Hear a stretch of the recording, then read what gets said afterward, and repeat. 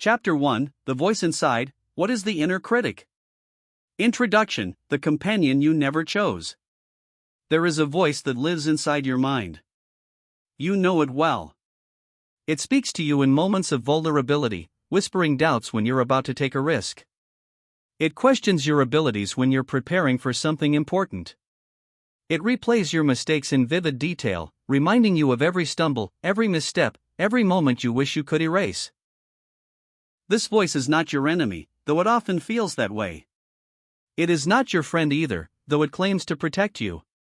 This voice is your inner critic, a psychological phenomenon that every human being carries within them, shaped by years of experience, conditioning, and survival mechanisms that once served us but now often hold us back.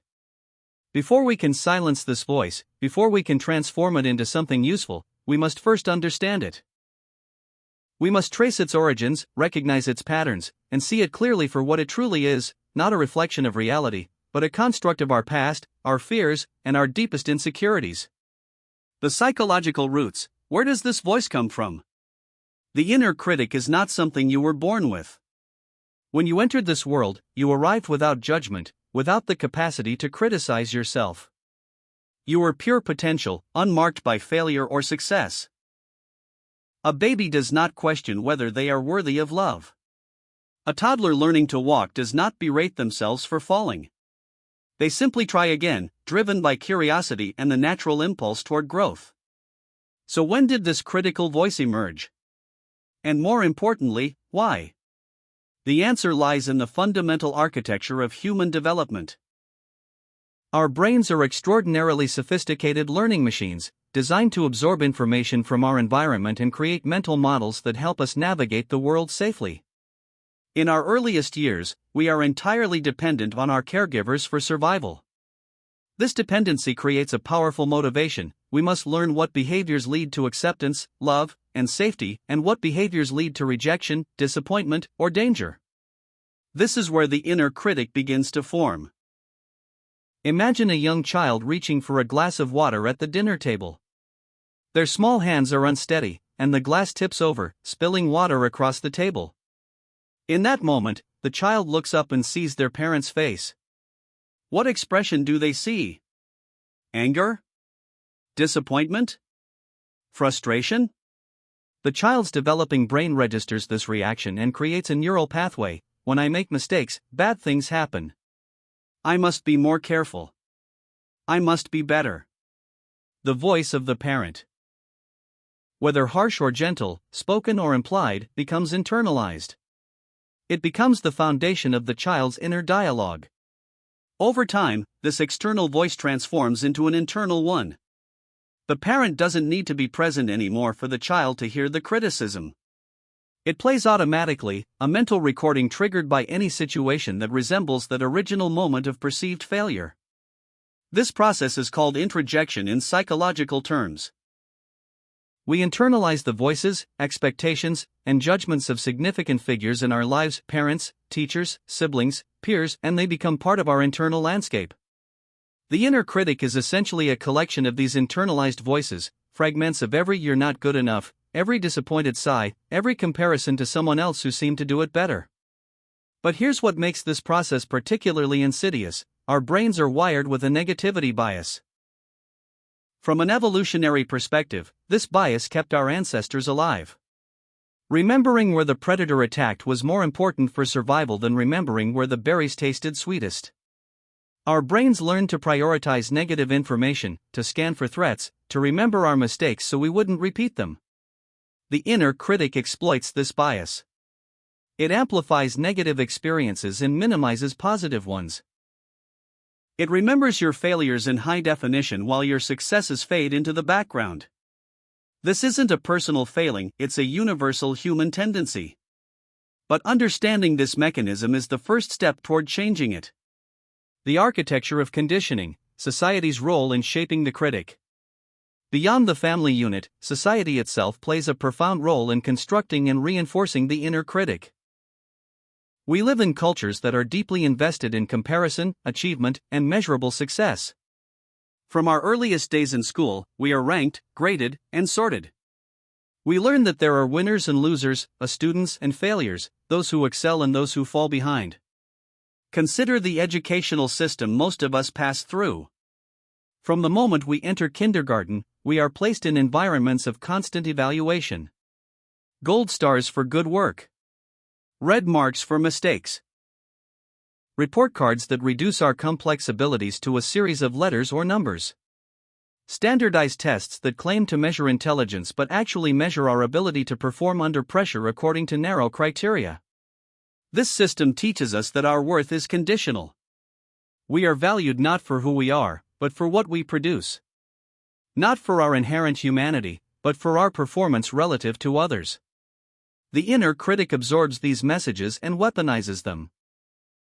It becomes the voice of every teacher who expressed disappointment, every standardized test that labeled us as below average, every comparison to the student who seemed to understand everything effortlessly.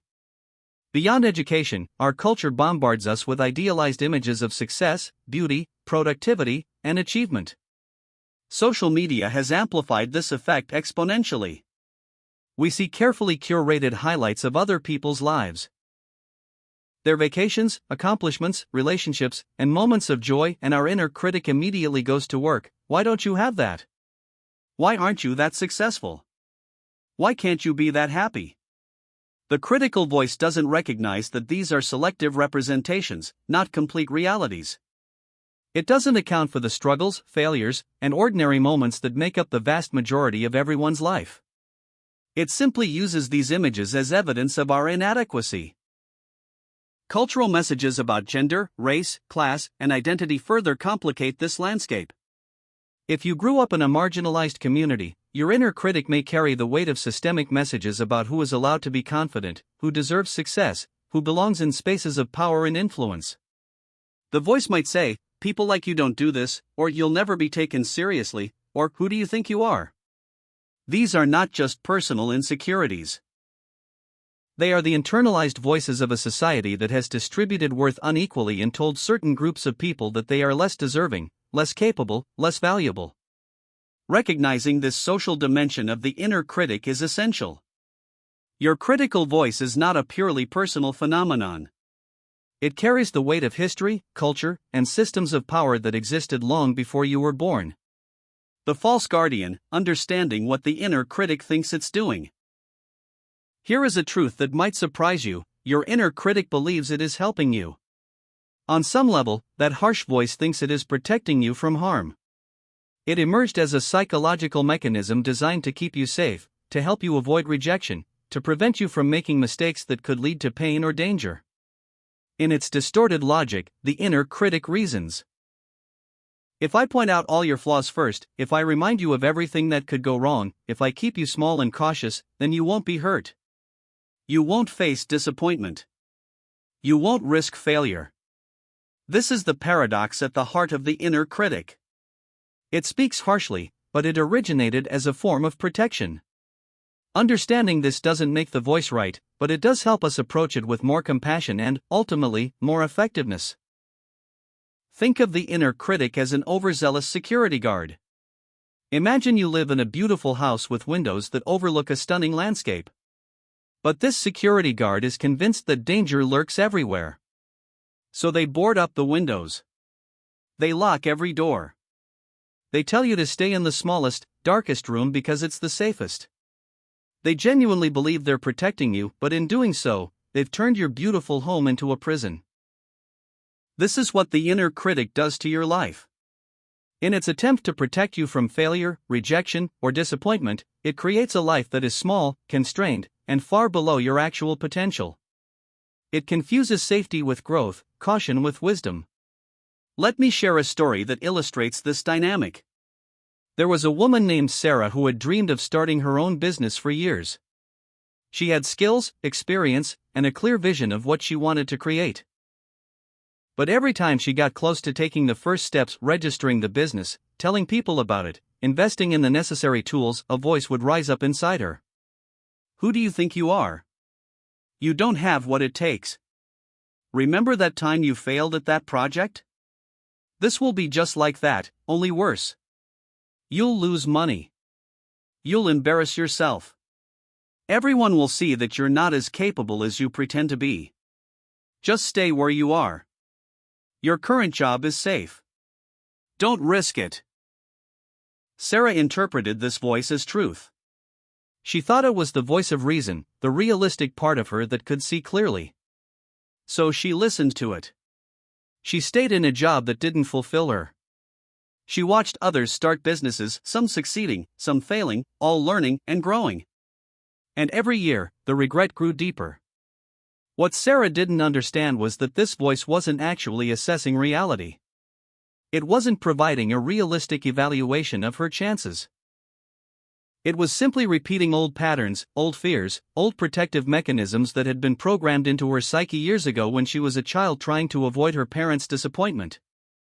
The inner critic is not a fortune teller. It cannot predict the future. But it pretends it can. It takes your past experiences, especially your painful ones, and projects them forward as inevitable outcomes. You failed before, so you'll fail again. You were rejected before, so you'll be rejected again. You weren't good enough then, so you're not good enough now. This is a fundamental cognitive distortion, a trick of the mind. The past does not determine the future. Your previous failures do not define your current capabilities. But the inner critic thrives on this illusion, using it to keep you trapped in familiar patterns, even when those patterns no longer serve you. The critical voice versus your authentic self, knowing the difference. One of the most important skills you can develop is the ability to distinguish between the voice of your inner critic and the voice of your authentic self. They sound different. They feel different. They lead you in entirely different directions. The inner critic speaks in absolutes. It uses words like always, never, everyone, and no one. You always mess things up. You'll never succeed. Everyone thinks you're incompetent. No one respects you. These sweeping generalizations have no room for nuance, growth, or possibility. Your authentic self, by contrast, speaks in specifics. It acknowledges complexity. It might say, that particular approach didn't work. What can I learn from this? What might I do differently next time? It recognizes that a single failure is not a total identity, that a mistake is not a verdict on your worth. The inner critic is rooted in fear. Its primary emotions are anxiety, shame, and dread. When you hear its voice, you feel your body contract. Your breathing becomes shallow. Your shoulders tense. Your stomach tightens. The voice creates a physiological state of stress, as if you're facing an actual threat. Your authentic self is rooted in curiosity and compassion. When you connect with this deeper voice, you feel a sense of openness. Your breathing deepens. There's a quality of warmth toward yourself, even in the face of difficulty. This voice asks questions rather than making accusations. What do I actually want here? What feels true for me? What would I do if I weren't afraid? The inner critic compares you to others constantly. It holds up impossible standards, often standards that are a composite of many different people's best qualities, and then berates you for not measuring up. It says, she's more talented. He's more successful. They have it all figured out. You're falling behind. Your authentic self recognizes that comparison is meaningless. Each person's path is unique, shaped by countless variables you can't see or control. Your authentic self is interested in your own growth, your own learning, your own unfolding, not in ranking yourself against others. Perhaps most importantly, the inner critic keeps you stuck. It generates a paralyzing mix of fear and shame that makes action feel impossible. It creates what psychologists call analysis paralysis. The state of overthinking every possible outcome until you're too overwhelmed to move forward at all. Your authentic self moves you forward. It acknowledges fear but doesn't let fear be the final authority. It says, this is scary, and I'm going to try anyway. I might not succeed, and that's okay. I'm willing to be a beginner. I'm willing to be imperfect. I'm willing to learn through experience. The cost of listening, how the inner critic damages your life. The inner critic doesn't just make you feel bad in the moment. Its effects ripple through every area of your life, limiting your potential, eroding your relationships, and stealing your joy. Understanding the true cost of this voice is essential motivation for the work of transformation. The confidence trap. Perhaps the most obvious effect of the inner critic is the destruction of self-confidence. When you constantly hear a voice telling you that you're not good enough, that voice becomes your baseline belief about yourself. Confidence isn't about being perfect or never feeling doubt, it's about having a fundamental trust in your ability to handle challenges, learn from mistakes, and navigate uncertainty. The inner critic systematically dismantles this trust. It takes every setback as confirmation of your inadequacy. It interprets every mistake as evidence that you shouldn't have tried in the first place. Over time, this creates a self-fulfilling prophecy. You stop trying new things because the voice tells you you'll fail. And because you stop trying, you never get the experience that would build genuine competence and confidence. You become trapped in a cycle where lack of action reinforces the belief that you're incapable, which further prevents action. I think of a man named David who was brilliant in his field but could never speak up in meetings. His inner critic would activate the moment he thought about contributing an idea. It's probably stupid. Someone else has definitely thought of this already. If you say it and people don't respond well, everyone will know you don't belong here. So David stayed silent, year after year, while less knowledgeable colleagues shared ideas, some good, some mediocre, and received recognition. The tragedy wasn't just that David's contributions were lost. It was that every silent moment reinforced his belief that he had nothing valuable to offer, when the opposite was true. The death of risk-taking. Human progress, both individual and collective, depends on our willingness to take risks. Every significant achievement in your life has required stepping into uncertainty. Learning to walk required risking falling. Learning to read required risking mistakes. Building relationships required risking rejection. Creating anything meaningful requires risking failure. The inner critic is fundamentally risk-averse. It prefers the certainty of familiar suffering to the uncertainty of potential growth. It would rather have you stay in a job you hate than risk the unknown of a career change.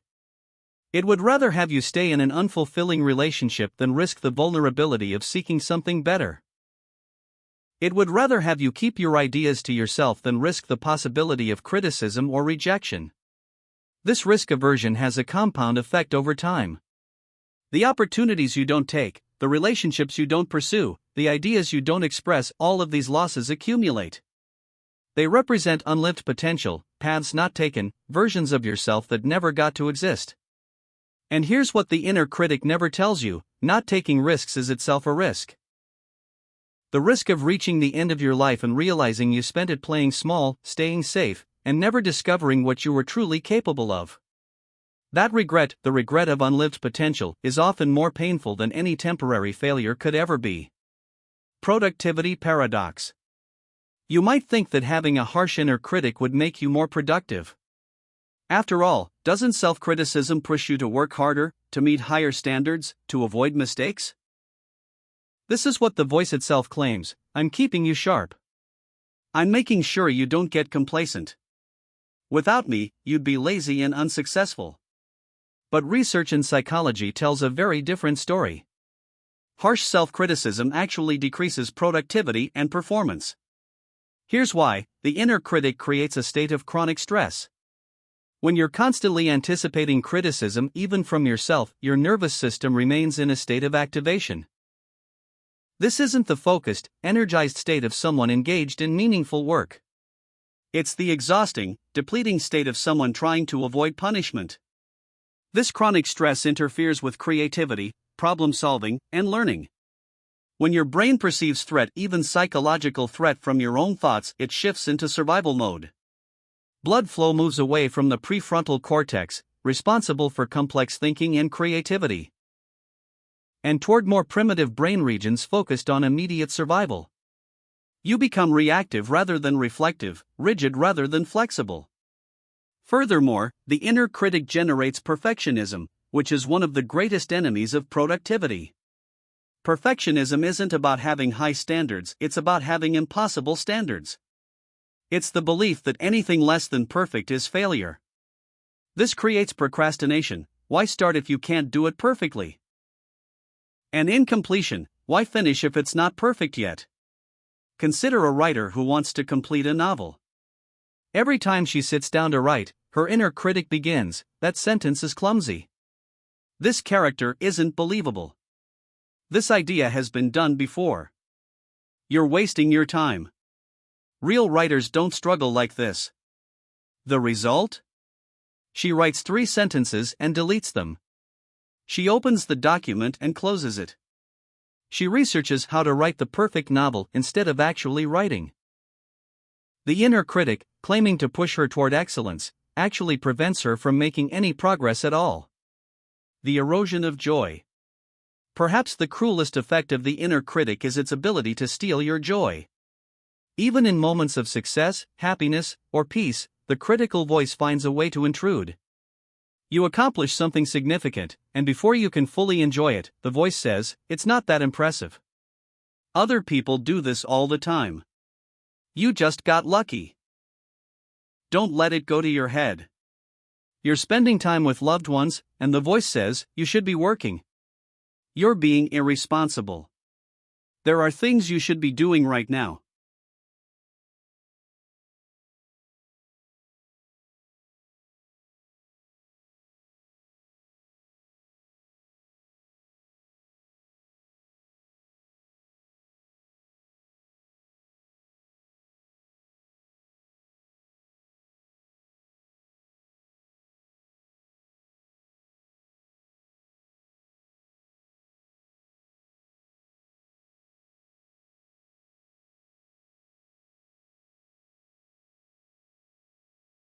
You're simply existing in a moment of contentment, and the voice says, "This won't last. Something bad is coming. Don't get comfortable." This constant interruption of positive experiences is called inability to savor in positive psychology. The inner critic makes it almost impossible to fully experience joy, gratitude, satisfaction, or peace.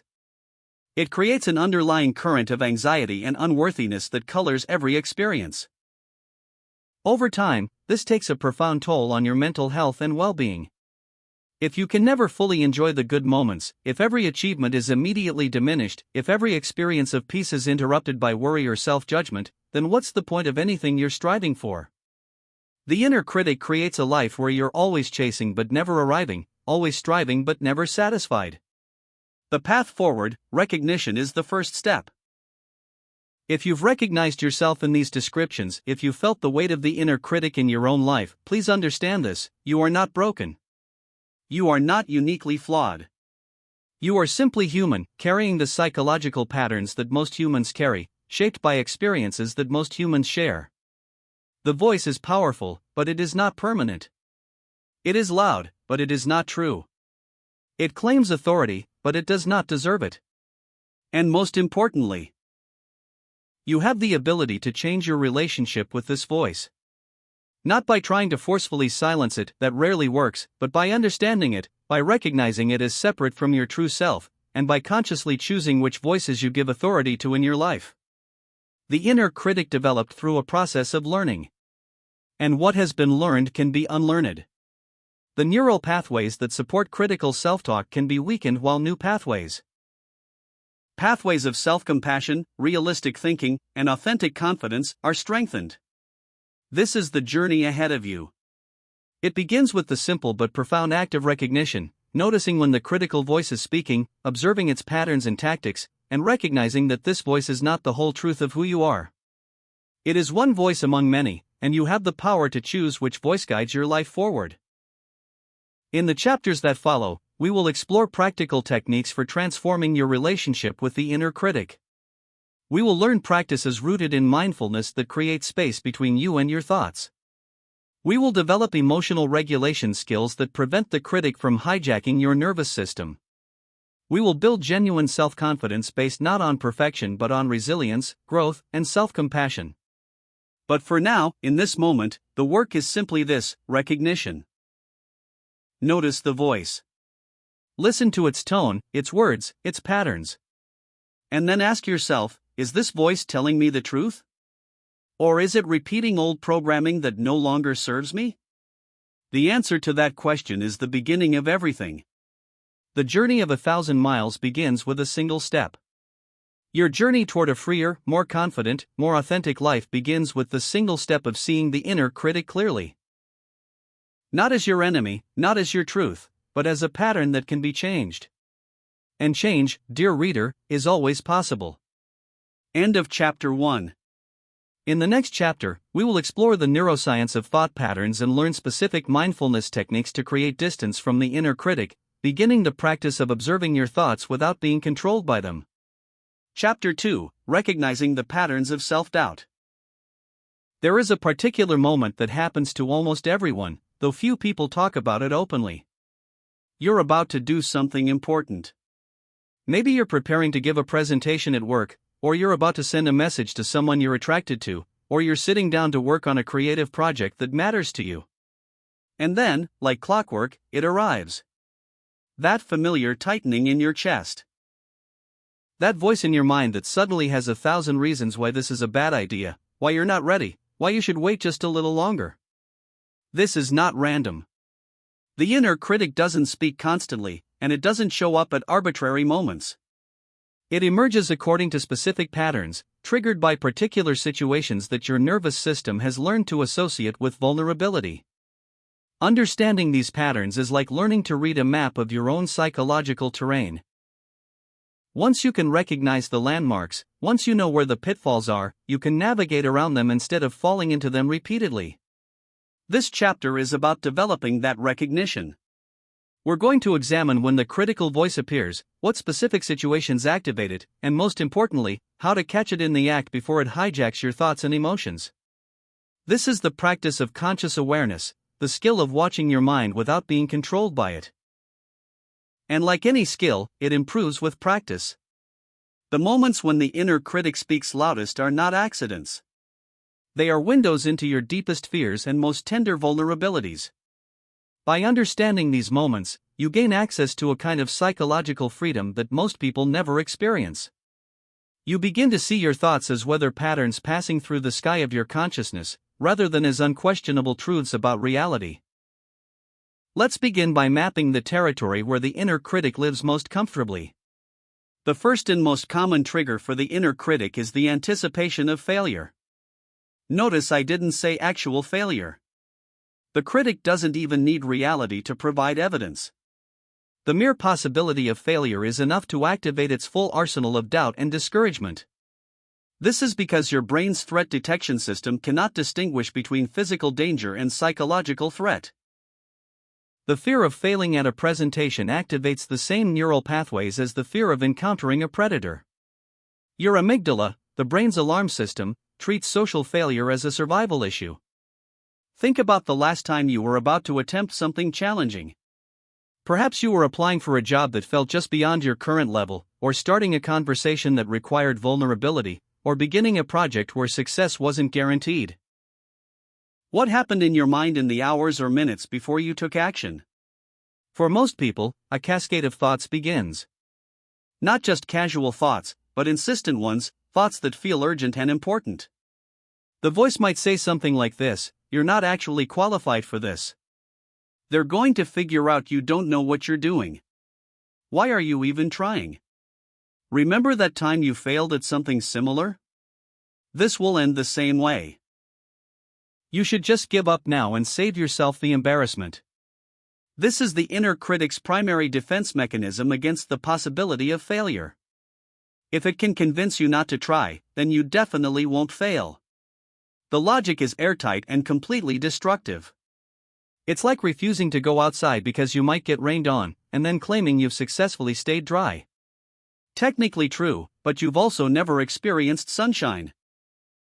Let me share a story about a woman named Elena who was a talented graphic designer. She had been working at a small firm for 7 years, doing good work but feeling increasingly unchallenged. An opportunity came up at a prestigious design agency, exactly the kind of place she'd always dreamed of working. The job posting described someone with her skills perfectly. But the moment she read it, her inner critic activated with overwhelming force. For 3 days, Elena opened the job application and then closed it. She would write a sentence of her cover letter and then delete it. She would look at her portfolio and suddenly see only flaws. Every piece of work she'd created seemed mediocre, derivative, not good enough. The voice in her head grew louder each day. These people work with major brands. They want someone exceptional. You're just average. You got lucky at your current job because the standards are low. A real design agency would see right through you. What Elena didn't recognize at the time was that this voice had nothing to do with an objective assessment of her skills. It was pure fear of failure, dressed up as rational analysis. Her inner critic was trying to protect her from the pain of rejection by ensuring she never applied in the first place. The irony, of course, is that by listening to this voice, Elena guaranteed the exact outcome she feared most. Not rejection by the agency, but rejection of her own potential. After those 3 days of internal torture, Elena did something different. She called a friend who understood these patterns and said, "My brain is telling me I'm not good enough for this job, and I don't know if it's telling me the truth or just trying to keep me safe." Her friend asked a simple question: if you knew you wouldn't get the job anyway, would you still apply just for the practice of putting yourself out there? Elena realized that she would. And that realization broke the spell. She applied, and 3 weeks later, she was hired. The fear of failure doesn't just prevent action. It also distorts perception. When the inner critic is active, you genuinely cannot see yourself clearly. Your accomplishments seem smaller. Your weaknesses seem larger. Your past successes feel like flukes. Your past failures feel like prophecies. This is not objective reality. This is your mind trying to keep you in the comfort zone, even when that zone has become a cage. Another powerful trigger for the inner critic is comparison. In our modern world, this trigger gets activated constantly. Every time you open social media, every time you attend a gathering where people discuss their achievements, every time you see someone excelling in an area where you struggle, the comparison mechanism in your brain activates. And the inner critic is ready with its interpretation of what that comparison means. The voice says things like, "Look at what they've accomplished at their age. You're so far behind. You've wasted so much time. They're naturally talented. You have to work twice as hard to get half the results. You'll never catch up. What's the point of even trying?" Comparison is particularly insidious because it masquerades as useful information. Your brain thinks it's gathering data about where you stand, measuring your progress, assessing your status. But here's what makes comparison so destructive: it's always based on incomplete information, and it's always rigged against you.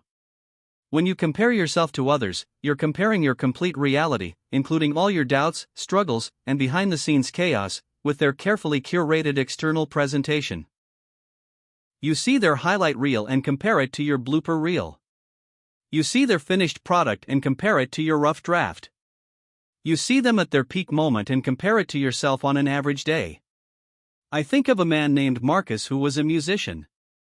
He had been playing guitar for 15 years, performing at local venues, building a modest following. He loved music, but he couldn't escape the constant comparison to others. Every time he saw another musician with more followers, better gigs, or what seemed like more natural talent, his inner critic would activate.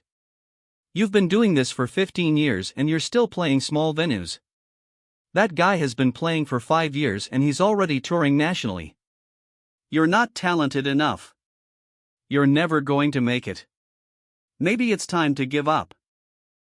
What Marcus couldn't see was that every musician he compared himself to had their own struggles, their own moments of doubt, their own journey that looked nothing like the polished version he saw from the outside. The touring musician he envied was drowning in debt and burning out from constant travel. The viral video artist he admired had posted 200 videos before one finally got attention. But Marcus only saw the success, never the struggle. The turning point for Marcus came during a conversation with an older musician he respected. Marcus confessed his feelings of inadequacy, his sense that he'd never measure up. The older musician looked at him and said, you're comparing your chapter 3 to everyone else's chapter 20. And you're doing it with incomplete information. I've been in this business for 40 years, and I can tell you something with absolute certainty: everyone feels like they're not good enough. The only difference between the people who continue and the people who quit is that the ones who continue stop letting that feeling make the decisions. This wisdom points to something essential. The inner critic uses comparison not as actual assessment but as a weapon. It selects the specific people and specific qualities that will make you feel most inadequate. It never compares you to people who are struggling more than you, even though those people exist in abundance. It never compares your growth now to where you were 5 years ago, even though that would show tremendous progress. It picks the most deflating comparison possible and presents it as objective truth. Social pressure and expectations form another category of triggers that can activate the inner critic with particular intensity. These are the moments when you feel the weight of what you're supposed to do, supposed to be, supposed to want. The expectations might come from family, from your cultural background, from your profession, from your community, or from internalized ideas about what success looks like. These expectations are often invisible until you consider going against them. Perhaps you were raised in a family of doctors and you want to be an artist. Perhaps you're expected to follow a traditional life path but you want something different. Perhaps you're supposed to want marriage and children but you don't. Perhaps you're in a career that looks successful from the outside but feels empty from the inside. The moment you consider stepping away from these expectations, the inner critic speaks up with the voice of all those external authorities. You're being selfish. You're throwing away everything you've worked for. What will people think?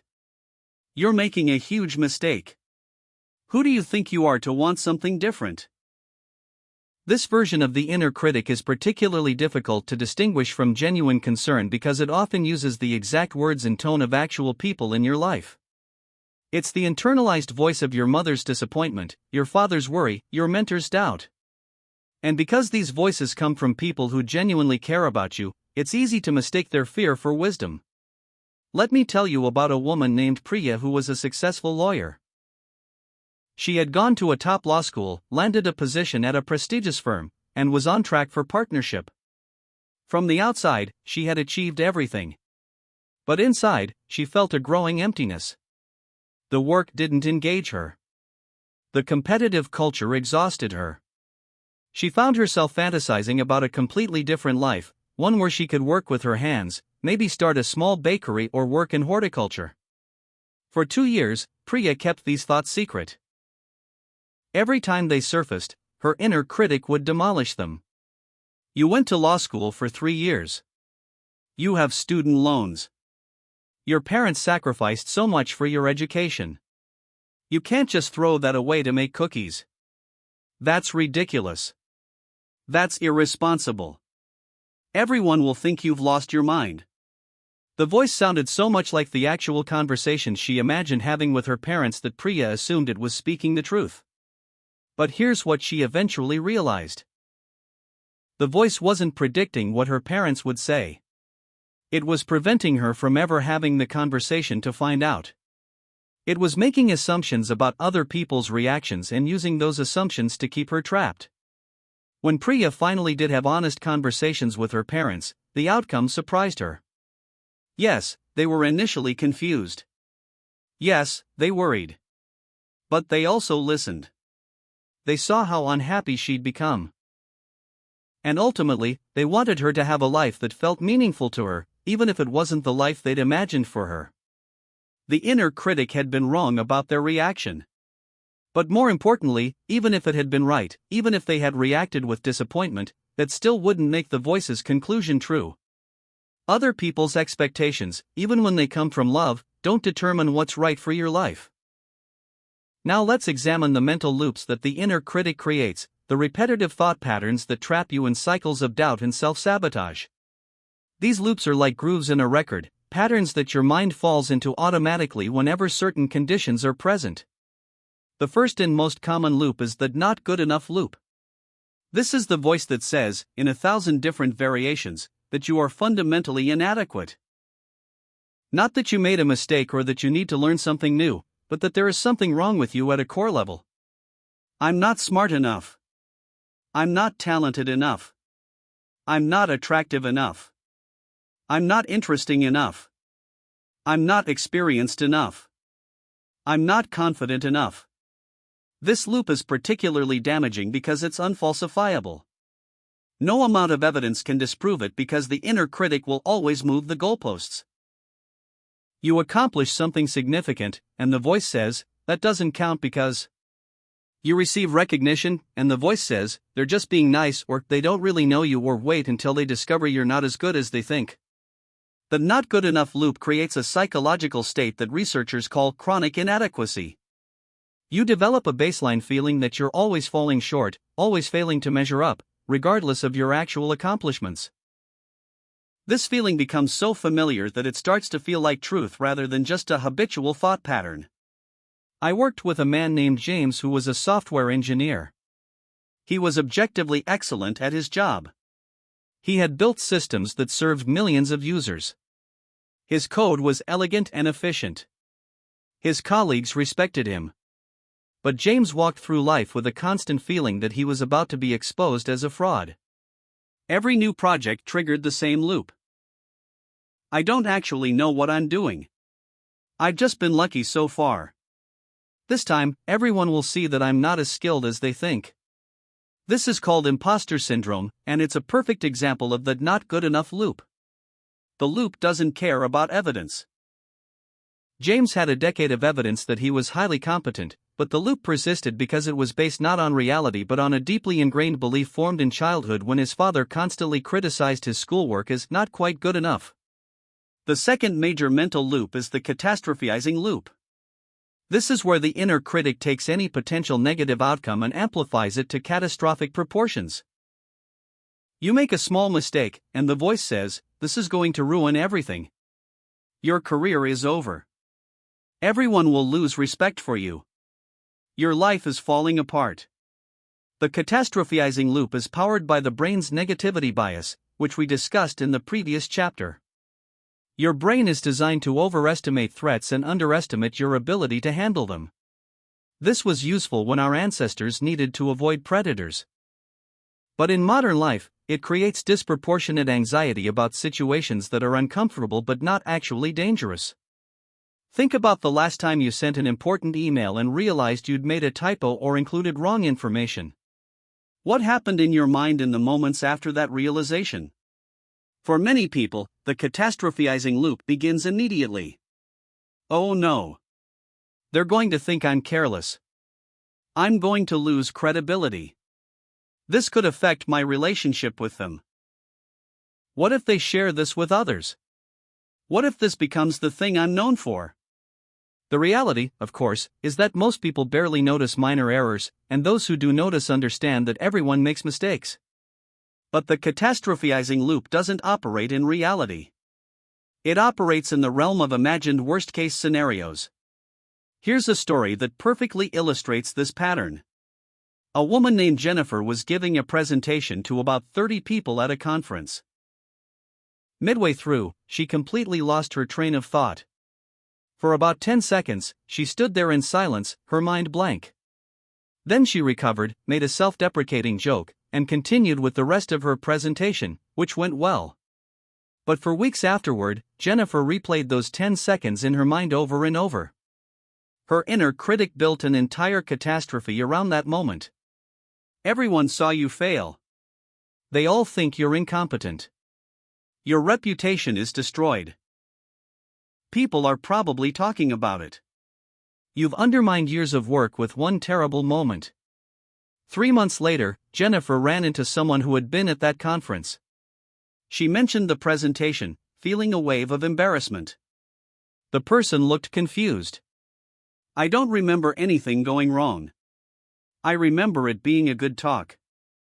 Jennifer realized that the catastrophe had existed entirely in her own mind. The audience had barely registered her momentary pause, and if they had, they'd forgotten it immediately. But her inner critic had convinced her it was a defining moment of failure. The third mental loop is the comparison and inadequacy loop, which we've touched on but deserves deeper examination. This loop constantly scans your environment for evidence that others are superior to you in some way. It's like having a radio antenna that's permanently tuned to the frequency of everyone is doing better than you. This loop is especially active in professional and creative contexts. You see someone's work and immediately your mind generates thoughts like, their work is so much better than mine. I'll never be at that level. I'm fooling myself thinking I can do this.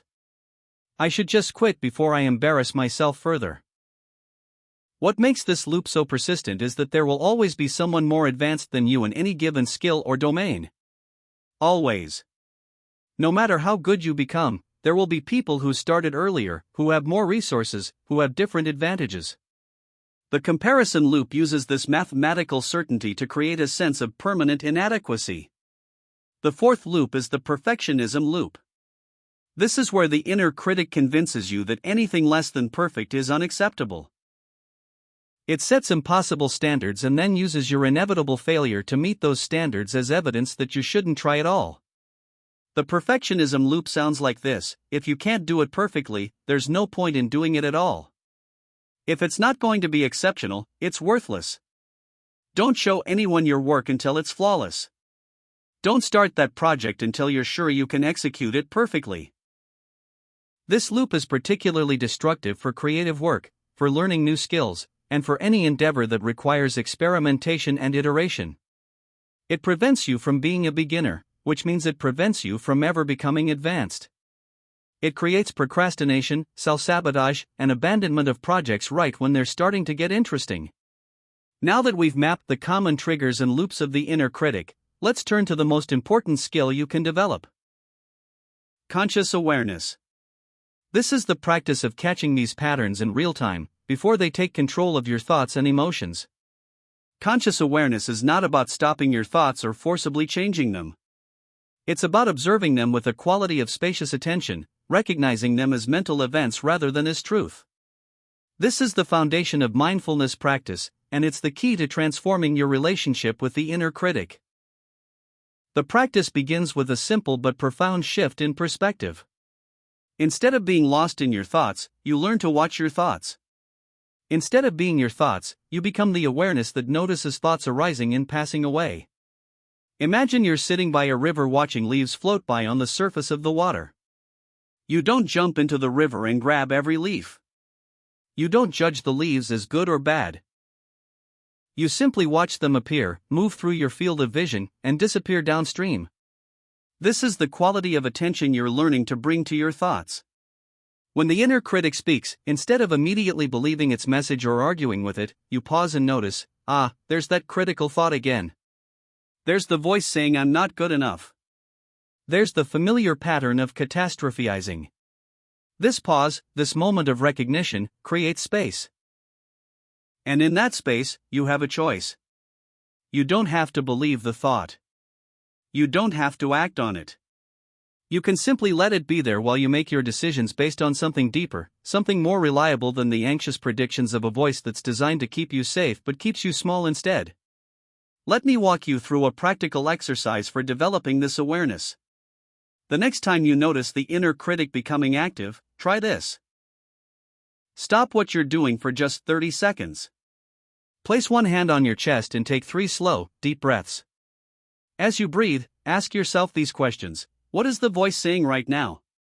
What is the emotional tone of this voice? What does my body feel like as I listen to this voice? Where did this voice learn to talk this way? These questions activate a different part of your brain, the part that observes and reflects rather than the part that reacts and defends. You're not trying to answer the questions perfectly. You're simply using them to create a little distance between you and the critical thoughts. Another powerful practice is to name the pattern when you notice it. There's the comparison trap again. There's catastrophizing. There's the not good enough loop. Naming the pattern is like turning on a light in a dark room. Suddenly you can see what's happening instead of just being swept up in it. Over time, with practice, you'll develop what I call the inner observer. This is a part of your consciousness that can watch your thoughts without getting entangled in them. The inner observer doesn't judge you for having critical thoughts. It simply notices them with a quality of gentle, curious attention. Isn't that interesting? The critical voice is very active today. I wonder what triggered it. This observer perspective is not cold or detached. It's actually deeply compassionate because it allows you to see your inner experience clearly without adding additional layers of judgment and criticism.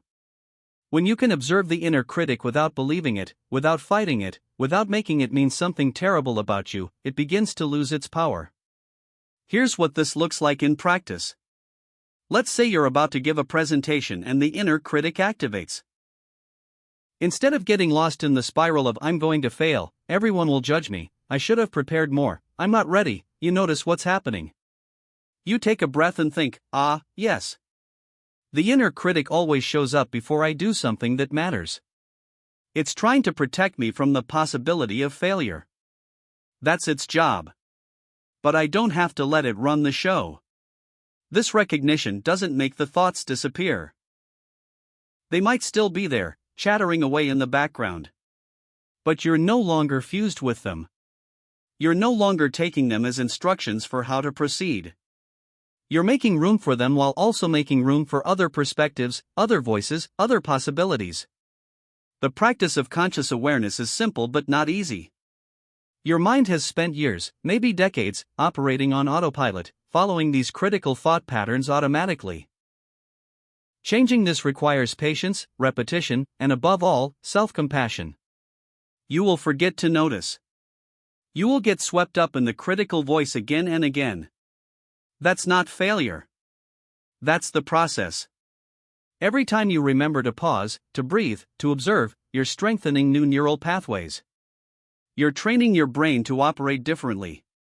Think of it like learning to play a musical instrument. At first, every note requires deliberate attention. Your fingers don't know where to go. It feels awkward and effortful. But with practice, the movements become more fluid. Eventually, you can play without conscious effort. The same is true for awareness. At first, remembering to observe your thoughts feels unnatural. But with practice, it becomes your default mode of operation. One more essential element of developing conscious awareness: cultivating curiosity rather than judgment about your inner experience. When you notice the inner critic, instead of thinking, "Ugh, there it is again, I thought I was supposed to be past this," approach it with genuine interest. Interesting. What situation triggered this pattern today? What is this voice trying to protect me from? What would happen if I didn't listen to it right now? Curiosity opens doors that judgment slams shut. When you're curious about your patterns, you can learn from them. When you judge yourself for having patterns, you just create another layer of critical thinking on top of the original pattern. As we close this chapter, I want to emphasize something crucial. Learning to recognize the patterns of the inner critic is not about achieving a state where you never have self-doubt again. That's not realistic, and it's not even desirable. Doubt can be useful. It can make you careful, thorough, and reflective. The goal is not to eliminate doubt but to transform your relationship with it. You want to reach a place where doubt is information, not identity. Where self-critical thoughts are passing weather, not permanent climate. Where you can hear the voice of fear without letting it dictate your choices. This is true freedom. Not the absence of difficult thoughts, but the presence of conscious choice about how you relate to those thoughts. The patterns we've explored in this chapter, the triggers and loops that activate the inner critic, are maps of your psychological territory. Now that you can read the map, you can navigate more skillfully. You can see the pitfalls before you fall into them. You can recognize the old familiar paths that lead nowhere and consciously choose different routes. In the next chapter, we'll build on this foundation of awareness by exploring specific techniques for responding to the inner critic once you've recognized it. We'll learn how to question its assumptions, how to generate alternative perspectives, and how to develop a voice of authentic self-compassion that can stand alongside the critical voice and offer a different, kinder, more truthful way forward. But for now, your practice is simple: notice, breathe, observe. Every time you catch the inner critic in action, you're building the muscle of awareness. And that muscle, more than anything else, will carry you toward the life you're meant to live. Chapter 3: How to Silence the Inner Critic in Real Time. There is a moment that arrives without warning.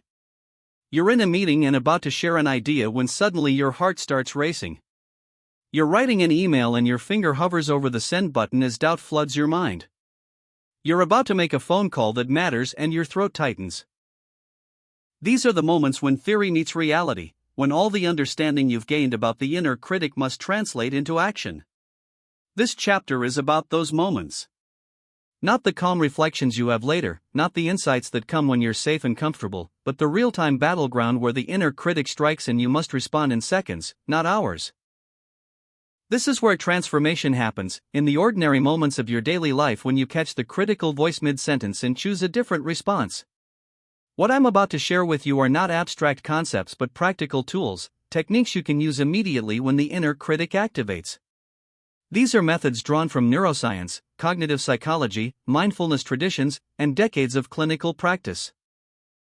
But more importantly, these are techniques that work in the messy reality of actual human experience, when your hands are shaking and your mind is spinning and you need something that works right now. The first and most powerful tool you have is also the simplest, and that's precisely why most people overlook it. It's your breath. This might sound too basic to be effective, but I promise you, the breath is the bridge between your automatic nervous system and your conscious control. It's the one physiological process that operates both automatically and voluntarily, which makes it the perfect intervention point when your inner critic triggers a stress response. Here's what happens in your body when the inner critic speaks. The moment your brain interprets the critical thoughts as a threat, your amygdala activates. This ancient part of your brain, responsible for detecting danger, doesn't distinguish between a charging tiger and the fear of looking foolish in a presentation. Both register as threats to your survival. Your sympathetic nervous system kicks in. Your heart rate increases. Your breathing becomes shallow and rapid. Blood flow redirects from your prefrontal cortex to your muscles, preparing you to fight or flee. Your pupils dilate. Your palms might sweat. You're in a state of physiological arousal that makes calm, clear thinking nearly impossible. This is not your fault. This is not a character flaw. This is your nervous system doing exactly what it was designed to do. The problem is that the design is outdated for modern challenges. You don't need to run from a presentation or fight your way out of a difficult conversation. You need to think clearly, speak confidently, and act from your values rather than your fears. Your breath is the key that unlocks a different response. When you deliberately slow and deepen your breathing, you send a direct signal to your vagus nerve, which runs from your brainstem through your chest and abdomen. The vagus nerve is the primary channel of your parasympathetic nervous system, the part that calms you down, that tells your body you're safe. By controlling your breath, you're essentially hacking your nervous system, overriding the alarm signal and creating a state of calm alertness.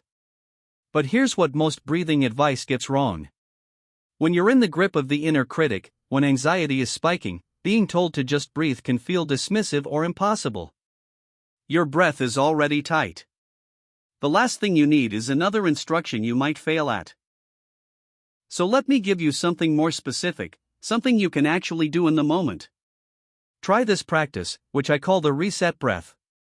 When you notice the inner critic activating and feel your body responding with tension or anxiety, stop whatever you're doing for just 5 seconds. Place one hand on your belly, below your navel. Breathe in slowly through your nose for a count of 4, feeling your belly expand under your hand. This is important. You're breathing into your belly, not your chest. Chest breathing is shallow and reinforces the stress response. Belly breathing activates the relaxation response. Hold the breath for a count of 4. Then exhale slowly through your mouth for a count of 6, making the exhale longer than the inhale. The extended exhale is crucial because it maximally stimulates the vagus nerve. Do this cycle 3 times. That's all. 3 full breaths, taking about 30 seconds total. What you're doing physiologically is remarkable. You're interrupting the stress response cascade before it fully activates. You're creating what neuroscientists call a pattern interrupt, a break in the automatic sequence of thought-emotion reaction that the inner critic relies on. Let me tell you about a moment when this technique literally changed someone's trajectory. There was a man named Daniel who was a software developer about to give his first keynote speech at a major conference. He'd been preparing for months. He knew his material thoroughly.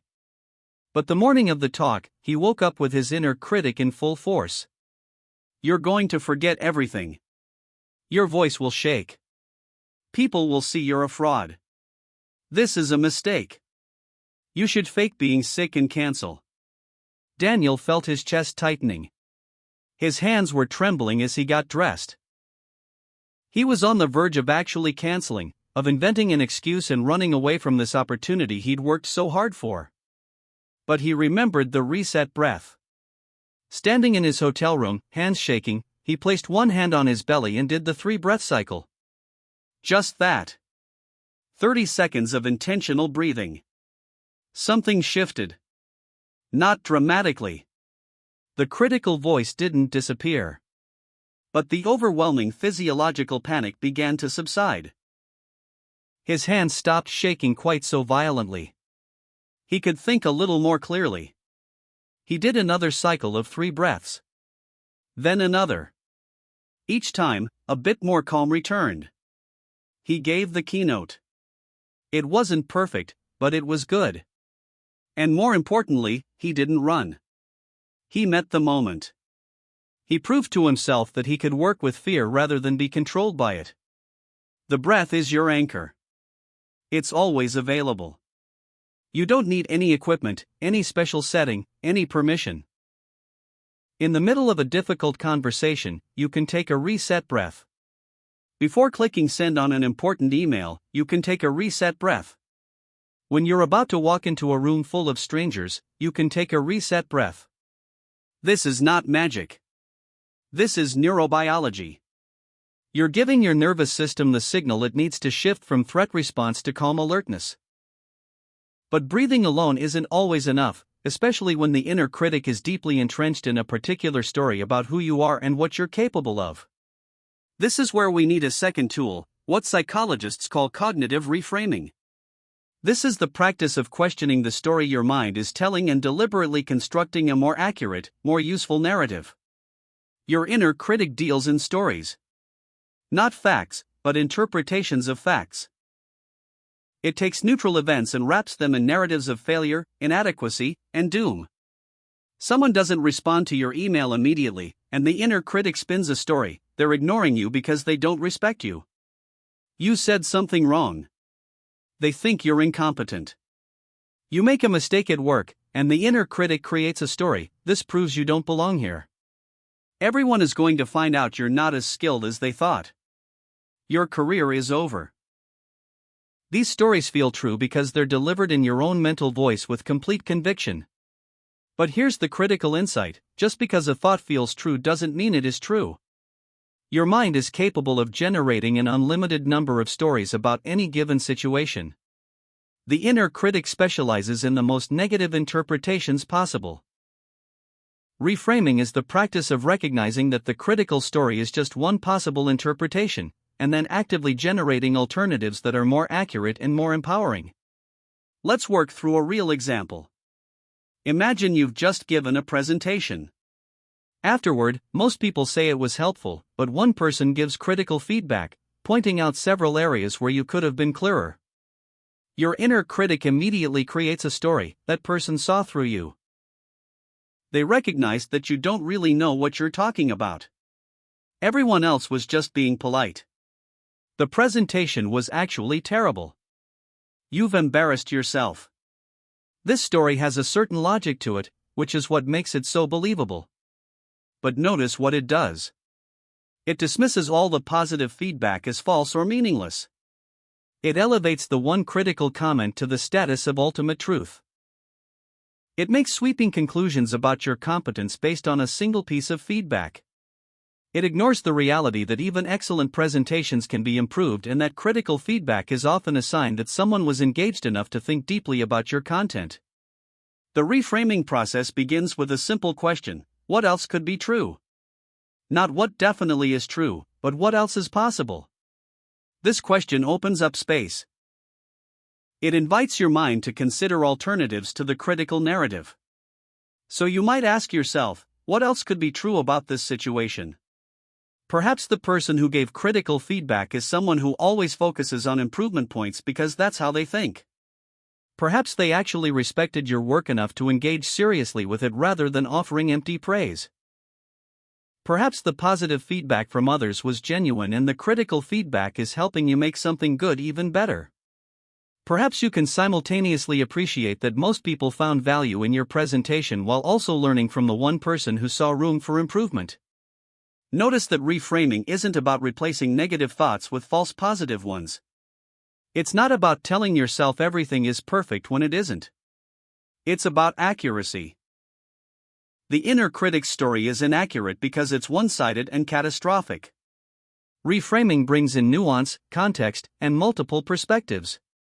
It tells a more complete story, and that more complete story is almost always less devastating than the inner critic's version. Here's a practical structure for reframing in real time. When you notice the inner critic telling a harsh story, pause and ask yourself 3 questions. First, what is the evidence for this thought? Not your feelings about it, but actual concrete evidence.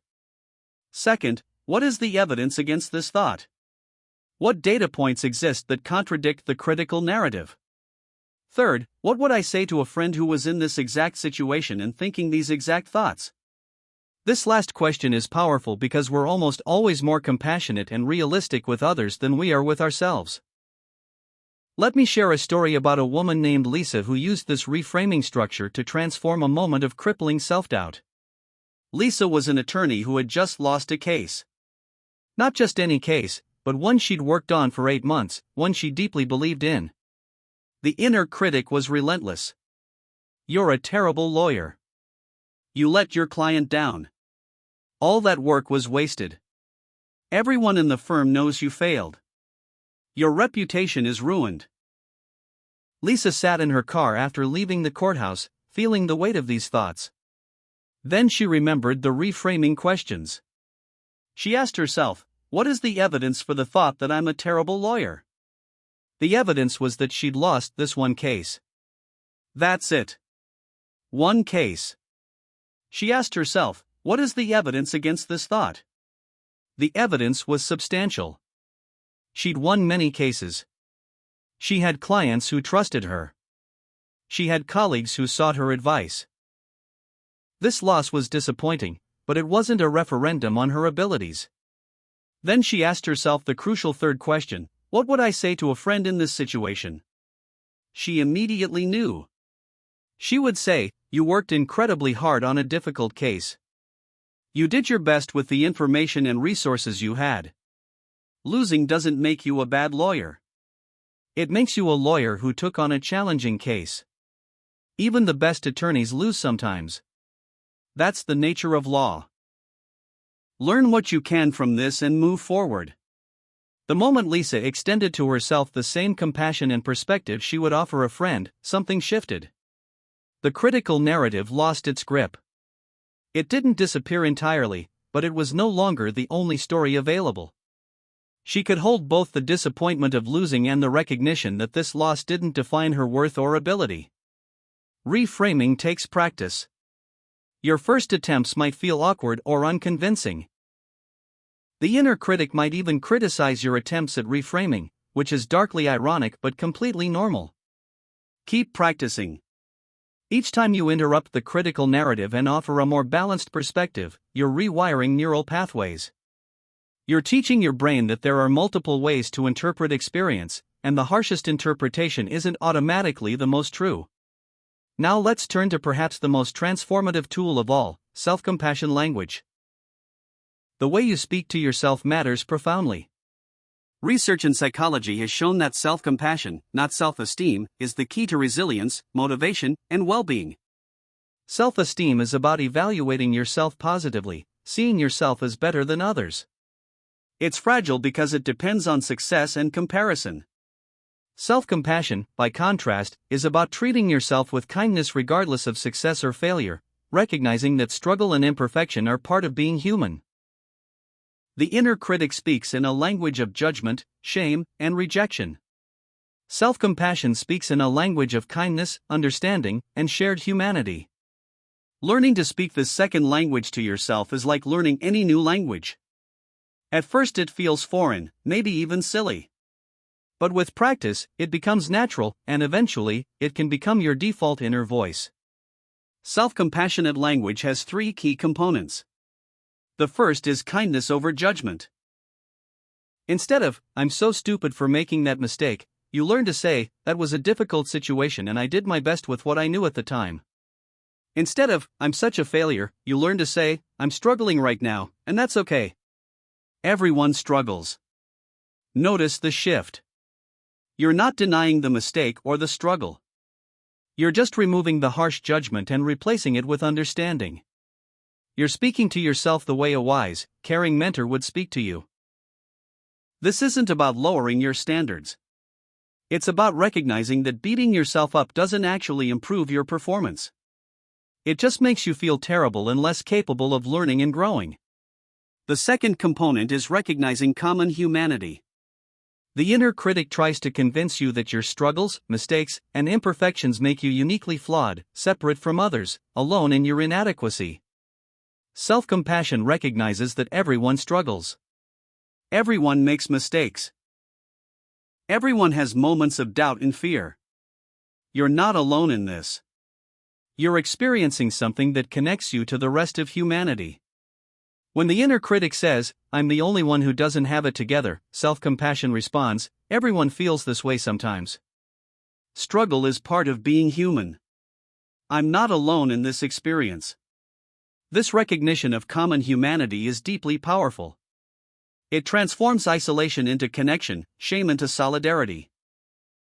The third component is mindful awareness rather than over-identification.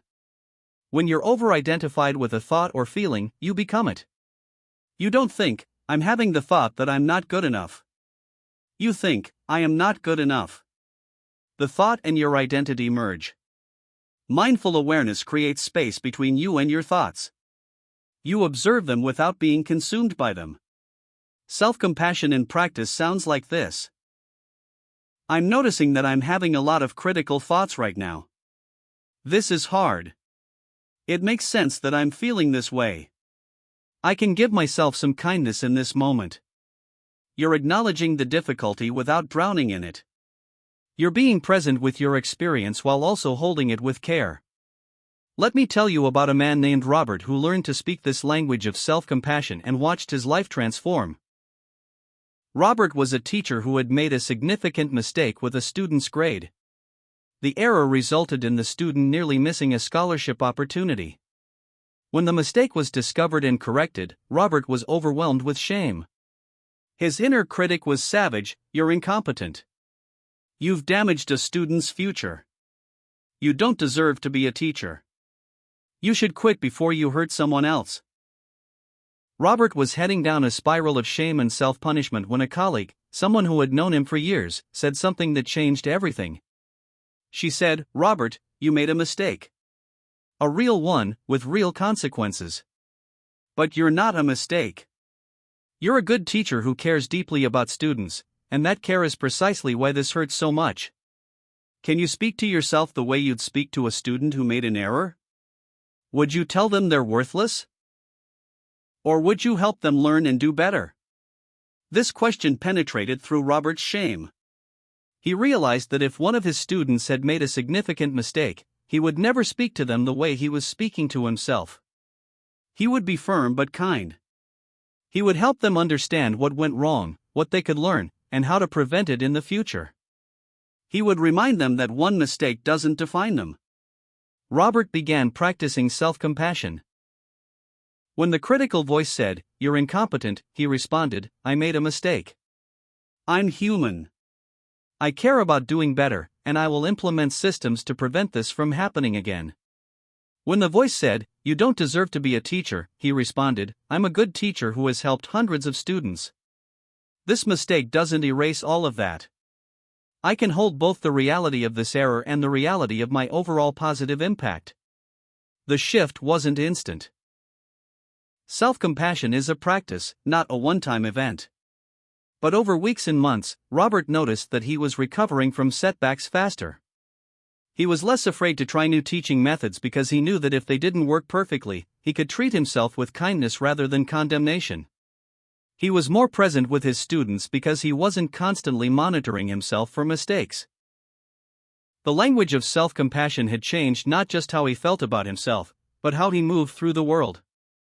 Now, let's talk about a powerful technique for cutting through the inner critic's distortions, asking yourself, what is actually true right now? This is a grounding practice that brings you back to reality when your mind is spinning with catastrophic predictions and harsh judgments. The inner critic operates in the past and future. It drags up old failures and projects them into future disasters.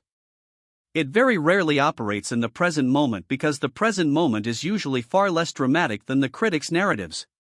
Right now, in this actual moment, you might be uncomfortable, but you're probably not in danger. You might be facing a challenge, but you're probably not experiencing catastrophe. When the inner critic is loud, ask yourself, what is actually true right now? Not what might happen. Not what happened before. What is actually happening in this present moment? This question is like an anchor that pulls you back from the storm of anxious thoughts into the calmer waters of actual reality. Imagine you're about to go into a job interview and your inner critic is in full force. You're going to blow this. You're not qualified. They're going to see right through you. This is a waste of time. Your heart is pounding. Your palms are sweating. You feel like you're about to face execution. Then you ask, what is actually true right now? The actual truth is that you're sitting in a waiting room. You're breathing. You have a body that is experiencing some anxiety, but you are safe. You have prepared for this interview. You have skills and experience. The interview hasn't happened yet. Nothing has gone wrong. You are simply a person about to have a conversation. This practice of returning to what's actually true is remarkably calming because it reveals how much of your suffering is coming from your thoughts about the situation rather than the situation itself. The inner critic wants you to believe that its predictions are facts. The what is actually true question reveals them as speculation. A woman named Yara used this practice to break free from years of social anxiety. Every time she was invited to a social gathering, her inner critic would create elaborate scenarios of embarrassment and rejection. You'll say something awkward. People will think you're boring. You'll be standing alone while everyone else is having fun. They'll wonder why you were even invited. These thoughts felt so real that Yara would often cancel plans at the last minute, staying home where she felt safe but also deeply lonely. Then she learned to ask, what is actually true right now? When the anxious thoughts arose before an event, she would ground herself, what's actually true is that I've been invited to this gathering, which means someone wants me there. What's actually true is that I've had successful social interactions before. What's actually true is that my anxiety is predicting disaster, but that doesn't mean disaster will happen. When she was at the event and felt anxious, she would check in again, what is actually true right now? Usually the truth was something like, I'm having a conversation with someone who seems interested in what I'm saying, or I'm standing by myself for a moment, but so are several other people, and that's normal at gatherings. The practice helped her distinguish between her anxious thoughts and actual reality, and that distinction gave her freedom. Finally, let me share with you some micro-practices, brief rituals you can implement in your daily life that, over time, significantly weaken the inner critic's power and strengthen your authentic self. These aren't lengthy meditation sessions or elaborate exercises. These are small actions, often taking less than a minute, that you can integrate into the flow of your regular day. The first micro-practice is the morning intention. Before you reach for your phone, before you check email or social media, before you do anything else, take 30 seconds to set an intention for how you want to relate to yourself today. You might say internally, today I choose to speak to myself with kindness, or today I notice critical thoughts without believing them automatically, or today I remember that I'm learning and growing. This brief moment of intention primes your mind to notice opportunities for self-compassion throughout the day. The second micro-practice is the critical thought journal. Keep a small notebook or use a note app on your phone. When you notice a particularly harsh critical thought, write it down exactly as it appeared. Just the act of externalizing it, of putting it in writing, creates a bit of distance. Then underneath it, write, "Is this absolutely true?" You don't need to write a long analysis. Just the question. This practice trains your mind to automatically question critical thoughts rather than accept them as gospel. The third micro-practice is the compassion pause. Several times throughout your day, stop for just 10 seconds and place your hand on your heart. This simple gesture activates the mammalian caregiving system in your brain, the same system that's activated when you comfort someone you love. As you hold your hand to your heart, say one kind thing to yourself. It can be as simple as, "I'm doing my best," or "This is hard and I'm handling it." 10 seconds. That's all. The fourth micro-practice is the celebration of small wins. The inner critic is excellent at cataloging your failures and dismissing your successes. Counteract this by deliberately noticing small moments of success throughout your day. You had a difficult conversation and handled it well? Notice that. You completed a task you'd been avoiding? Acknowledge it. You asked for help when you needed it? Recognize that courage. These don't need to be major achievements. Small wins, consistently acknowledged, retrain your brain to notice your competence instead of just your shortcomings. The fifth micro-practice is what I call the supporter sentence. Think of someone who believes in you, someone who has seen your worth even when you couldn't. This might be a friend, a family member, a mentor, even a character from a book or film who embodies the qualities you aspire to. When your inner critic is particularly loud, ask yourself, "What would this person say to me right now?" Then say it to yourself. This practice borrows the voice of compassion from an external source until you develop your own strong internal voice of self-compassion. These micro-practices might seem too simple to matter, but this is actually their power. They're so simple that you can actually do them. The most sophisticated technique in the world is useless if you never implement it. These small practices fit into the cracks of your daily life. They don't require you to carve out special time or create perfect conditions. They just require you to remember, for a few seconds at a time, that you have agency in how you relate to your own thoughts. I want to close this chapter with a truth that might surprise you. The goal of all these techniques isn't to never hear the inner critic again. That's not realistic and it's not even necessary. The goal is to change your relationship with that voice. To hear it without being controlled by it. To recognize it as one perspective among many rather than as the ultimate authority on your worth and capabilities.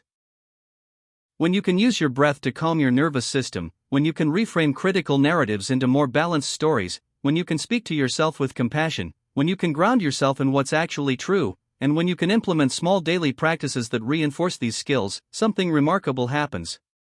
The inner critic doesn't disappear, but it loses its power to paralyze you. You begin to hear it as background noise rather than as the main broadcast. You can acknowledge its presence without giving it the microphone. You can say, "Thank you for trying to protect me, but I've got this. I'm going to move forward despite the fear." And then you do. You move forward. You take action. You live your life based on your values and your authentic desires rather than based on the anxious predictions of a voice that's still operating from the fears of your childhood. This is the freedom these techniques offer. Not freedom from difficulty, not freedom from doubt, but freedom to act, to grow, to become who you're meant to be despite the presence of that critical voice. Every time you use one of these tools, you're voting for a different way of being. You're casting a vote for self-compassion over self-criticism, for truth over distortion, for courage over fear. And over time, those votes accumulate. They change the landscape of your inner world. The critical voice, finding that it's no longer getting the attention and belief it once commanded, begins to quiet. Not because you've beaten it into submission, but because you've created a new voice, a voice of wisdom and compassion that speaks more clearly, more truthfully, and more kindly about who you really are and what you're truly capable of. Chapter 4: Rebuilding Self-Confidence and Inner Support. The foundation of self-worth, learning to value yourself.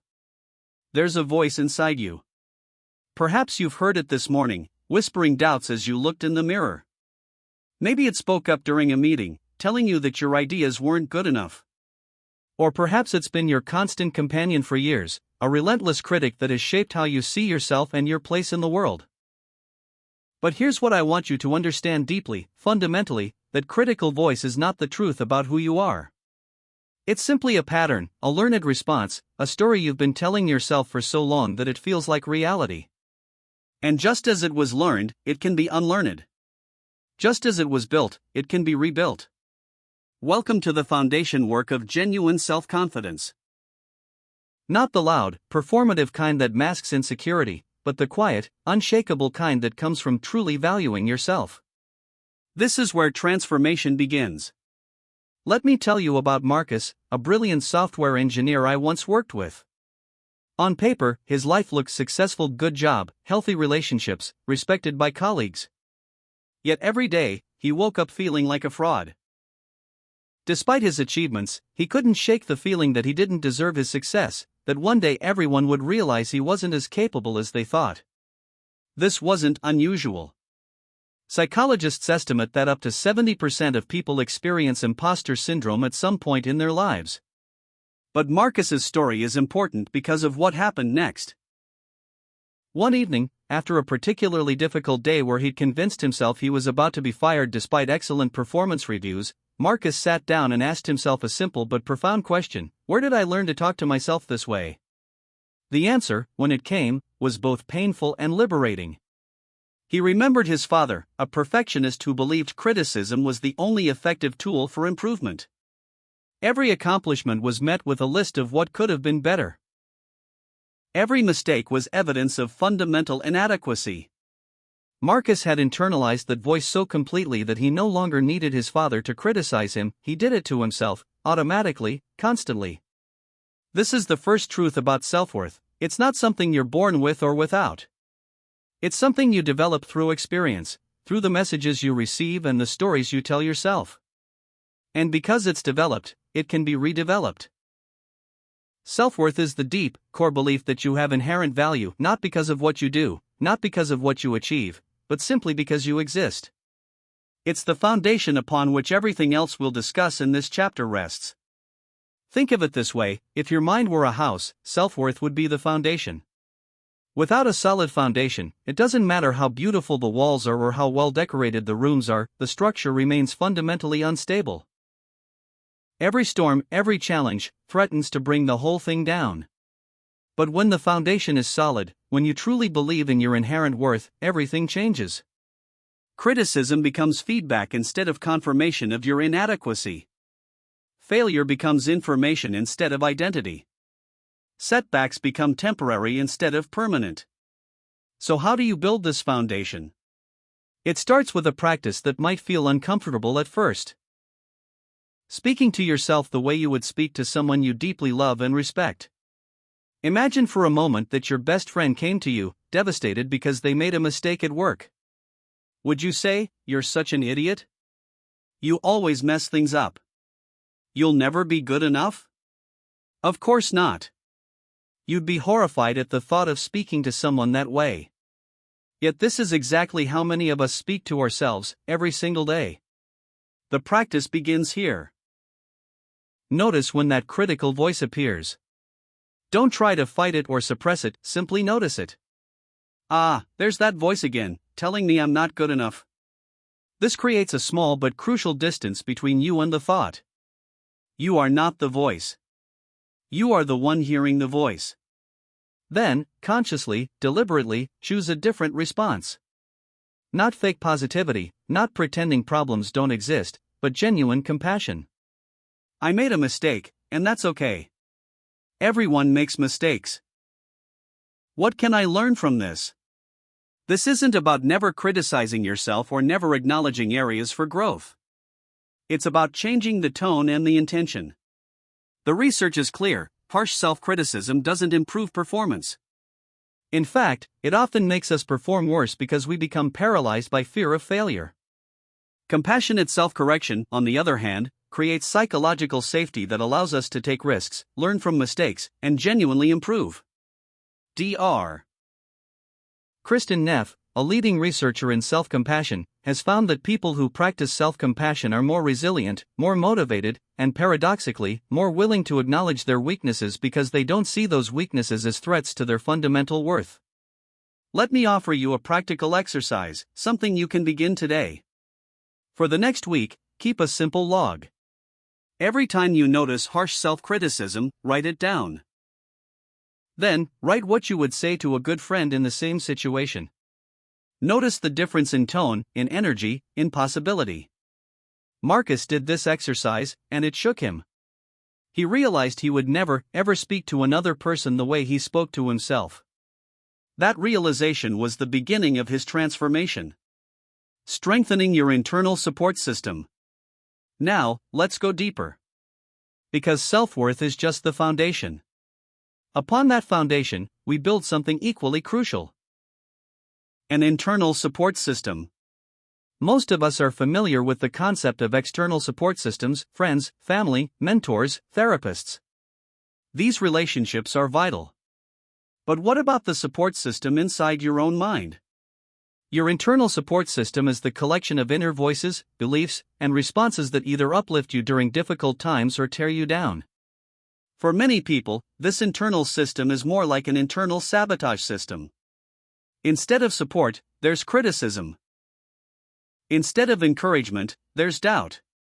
Instead of compassion, there's judgment. But here's the transformative insight: you can consciously rebuild your internal support system. You can become your own best ally, your own most trusted advisor, your own source of strength. Think about the people in your life who truly support you. What do? They believe in you even when you doubt yourself. They remind you of your strengths when you've forgotten them. They offer perspective when you're lost in emotion. They celebrate your successes and comfort you in your failures. They see your potential even when you can't see it yourself. Now imagine having all of that available to you, anytime, anywhere, simply by turning inward. This isn't about developing a split personality or talking to yourself in strange ways. It's about consciously developing different aspects of your own consciousness that can serve different functions.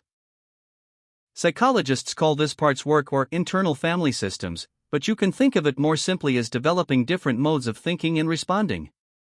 Let me share a technique that's been transformative for many people I've worked with. It's called the inner council, and it works like this.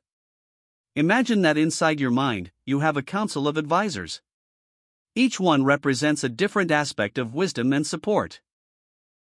There's the compassionate friend, who offers unconditional acceptance and understanding. There's the wise elder, who provides perspective and sees the bigger picture. There's the protector, who keeps you safe and sets healthy boundaries. There's the playful spirit, who reminds you not to take everything so seriously. And there's the authentic self, your core identity, who sits at the center and makes final decisions. When you're facing a challenge or feeling overwhelmed, instead of letting that old critical voice dominate, you can consciously check in with your inner counsel. What would my compassionate friend say right now? What perspective would my wise elder offer? What does my authentic self really want? I know this might sound abstract, so let me make it concrete with a story. Sarah was preparing for a major presentation at work. As the day approached, her anxiety grew. The old pattern would have been to spiral into self-doubt, imagining every possible way she could fail, beating herself up preemptively. But Sarah had been practicing the inner counsel technique. So when the anxiety hit, she paused. She took a few deep breaths and consciously engaged with her internal support system. Her compassionate friend said, "You're anxious because this matters to you." That's not weakness, that's care. It's okay to be nervous. Her wise elder offered. You've prepared thoroughly. You know this material. And remember, even if it doesn't go perfectly, it's one presentation in a long career. Keep perspective. Her protector added, if anyone is dismissive or rude, that's about them, not you. You don't need to absorb other people's negativity. Her playful spirit chimed in, you're going to wear that blue blazer you love, you're going to walk in there with a smile, and you're going to share what you know. That's it. No need to make it more dramatic than it is. And her authentic self, at the center, made the decision: I'm going to do this. I'm going to be myself, share what I know, and whatever happens, happens. I'm okay either way. The presentation went well. But more importantly, even if it hadn't, Sarah had the internal resources to handle it. She had built a support system inside herself that was available anytime she needed it. You can do the same. It takes practice, certainly. At first, it might feel artificial or forced. That's normal. You're developing a new skill, creating new neural pathways. But with practice, accessing your internal support system becomes natural, automatic even. The psychological principle at work here is called self-regulation through internalization. Essentially, we internalize the voices and support of people who have cared for us throughout our lives, and we can consciously strengthen these internalized voices. We can also consciously create new internalized voices based on the qualities we need. This is particularly powerful because, unlike external support which isn't always available, your internal support system goes everywhere with you. It's there at 3 a.m. when you can't sleep because of worry. It's there in the middle of a difficult conversation. It's there when you're making important decisions. Building a positive identity, who you really are. Now we come to one of the most profound questions you can ask yourself: who am I? Not who do others think you are. Not who you're supposed to be. Not who you were in the past. But who are you, really, right now, in this moment? Identity is not fixed. This is one of the most liberating realizations in modern psychology. For decades, we thought of personality and identity as relatively stable traits. But neuroscience has revealed something extraordinary. The brain remains plastic, capable of change, throughout our entire lives. You are not stuck being who you've always been. You can consciously shape your identity. But here's where it gets tricky. Many people construct their identity around their wounds, their failures, their limitations. I'm just an anxious person. I'm not good with people. I'm someone who always struggles with money. These statements aren't descriptions of who you are. They're stories you've been telling yourself, and those stories have become self-fulfilling prophecies. Positive identity construction isn't about denying reality or pretending to be something you're not. It's about choosing which aspects of your experience you give the most weight to, which stories you tell about yourself, and which direction you grow toward. Let me introduce you to a concept from narrative therapy called reauthoring. The idea is simple but powerful. You are the author of your life story. Not in the sense that you control everything that happens to you, you don't. But you do control how you interpret what happens, what meaning you make of it, and how you integrate it into your ongoing narrative. Consider two people who both experienced significant failures early in their careers. Person A tells the story this way: I'm someone who always fails. That early failure proved I don't have what it takes. Every subsequent challenge confirms this fundamental flaw in me. Person B tells it differently: I failed early in my career, and it was one of the most valuable experiences of my life. It taught me resilience, it showed me what I needed to learn, and it made me more empathetic to others who struggle. I'm someone who can fail and still keep going. Same event. Radically different identity construction. Radically different life trajectory. So how do you build a positive identity? It starts with the values-based approach. Instead of defining yourself by your traits or your past, you define yourself by your values and your intentions. Here's an exercise: take a moment to identify your core values. Not what you think you should value, but what actually matters most to you. Is it growth? Connection? Creativity? Justice? Freedom? Service? Integrity? Now, construct your identity statement around those values. Instead of I'm someone who struggles with anxiety, try I'm someone who values courage, which is why I keep showing up even when I feel anxious. Instead of I'm bad at relationships, try I'm someone learning to love more skillfully, who values connection enough to work on it. Do you feel the difference? The first version makes anxiety or relationship difficulties your identity. The second version makes courage and commitment to growth your identity, while acknowledging current challenges. This isn't just semantic wordplay.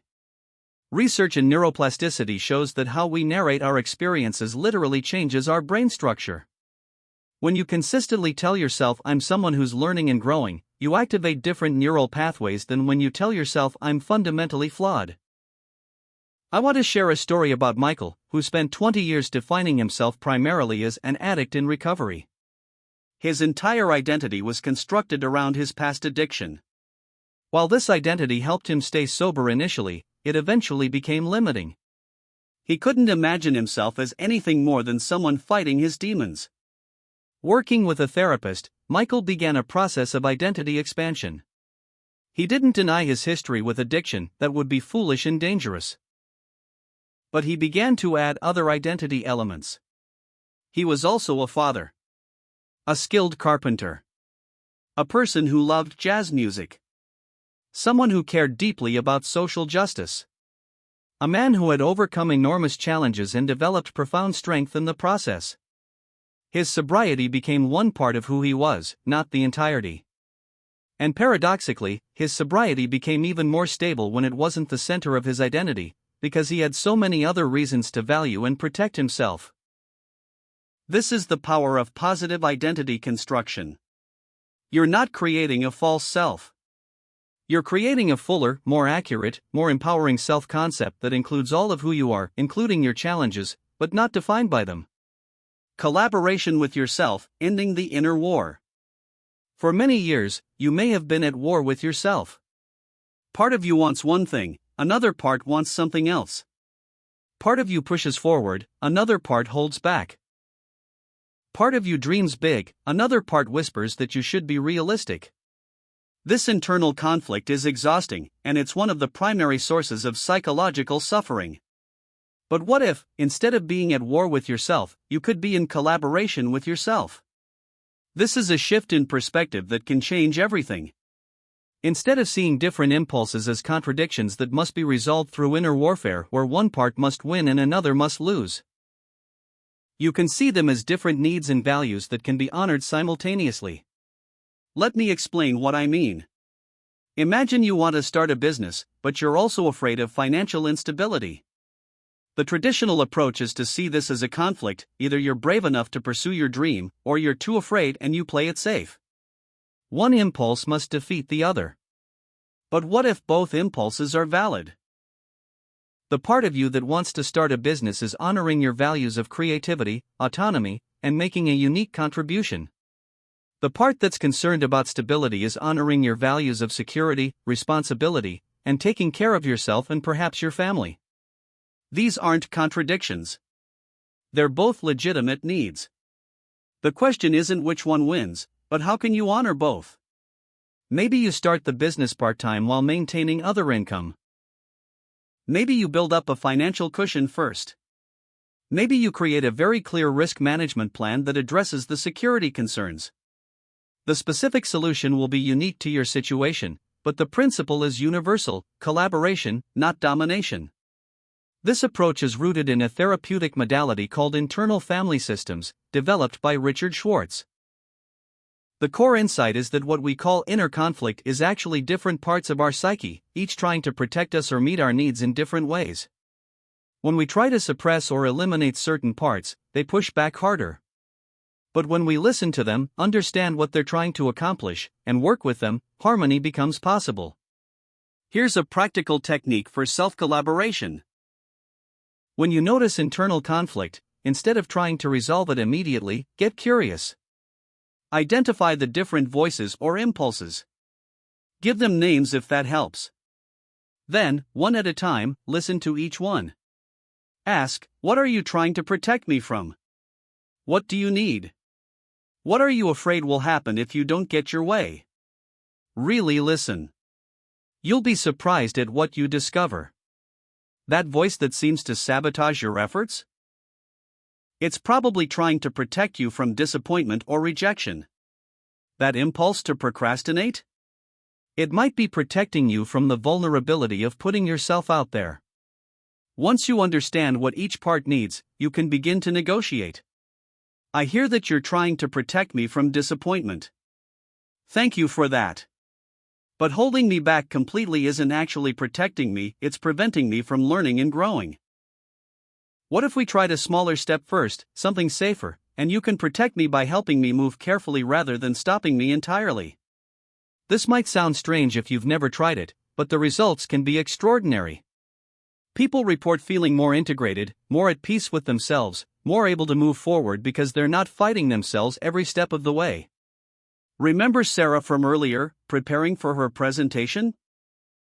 Let's imagine a different scenario where she used the self-collaboration approach. Let's say part of her was excited about the presentation, let's call it the ambitious part. But another part was terrified, the protective part.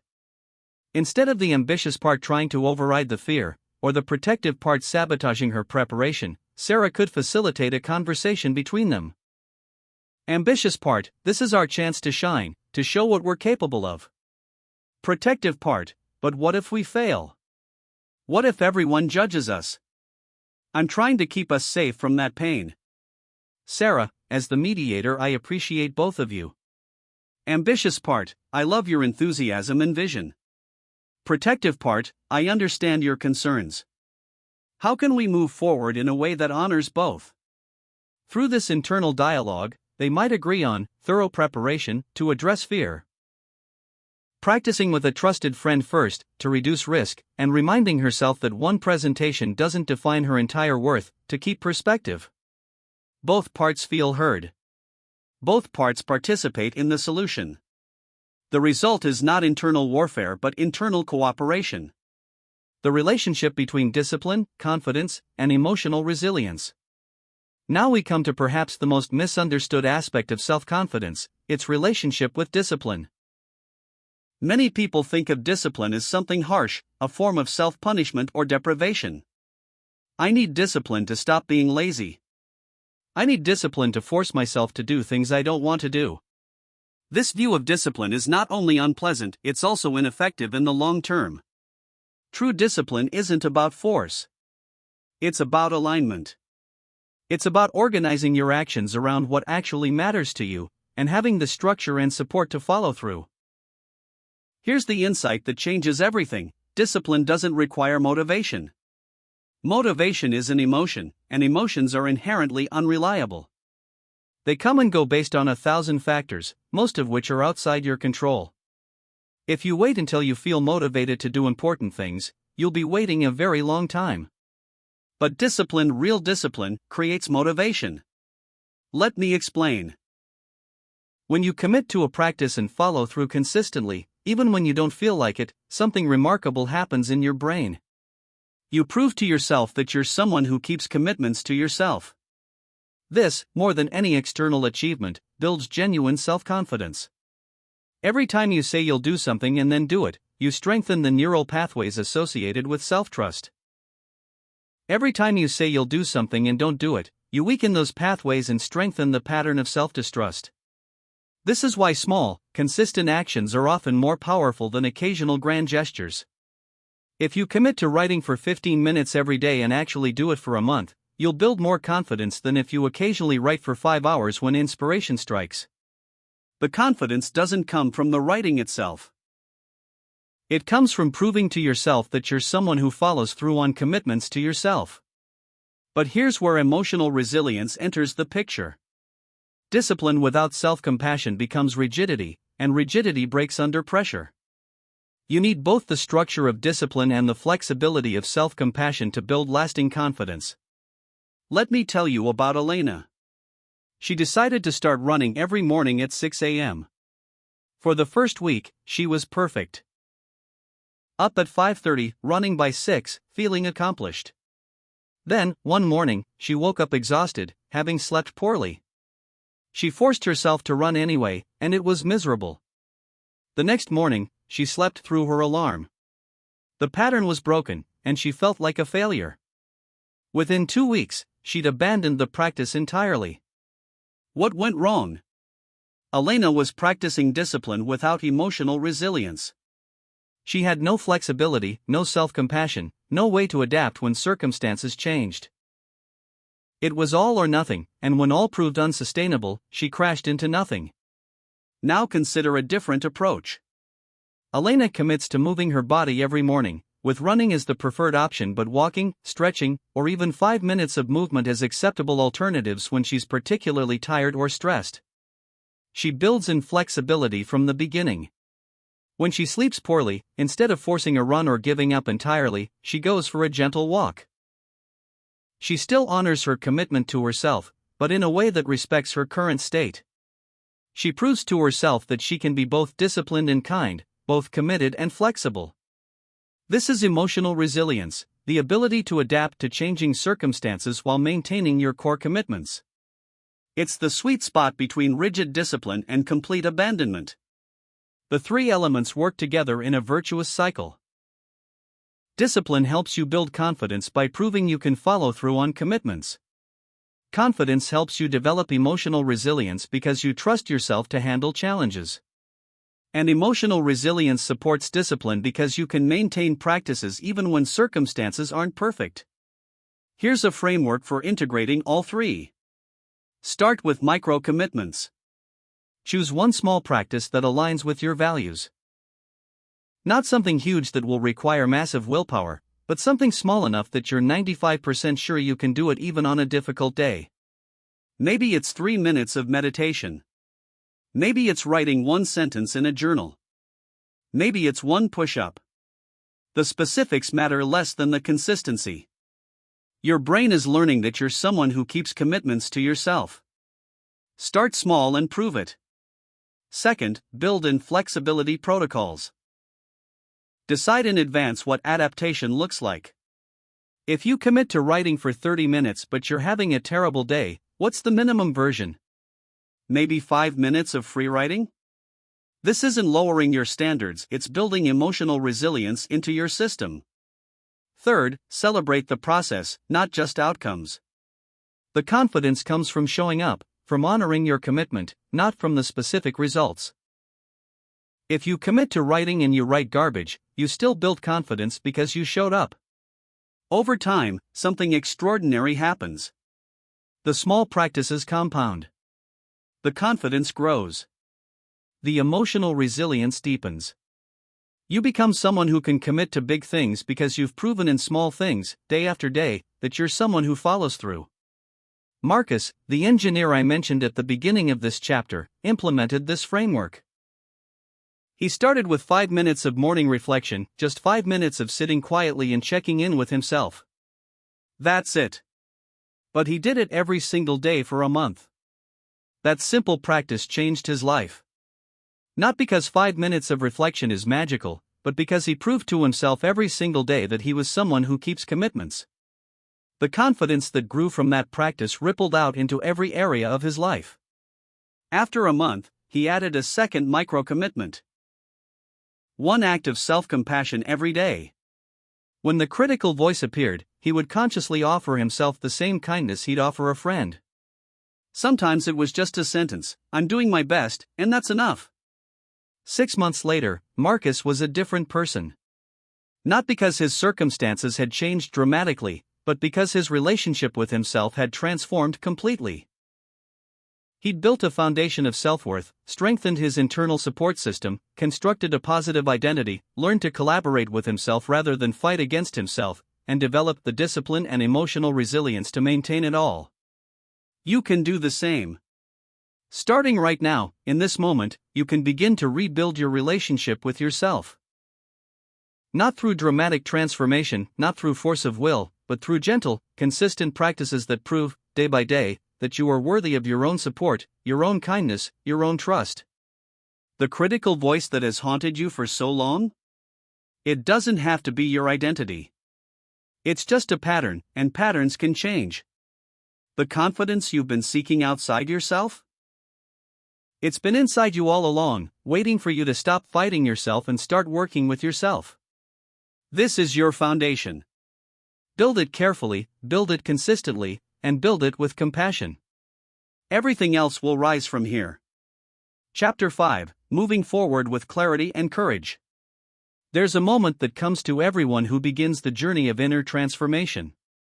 It's the moment when you realize that understanding your patterns isn't enough.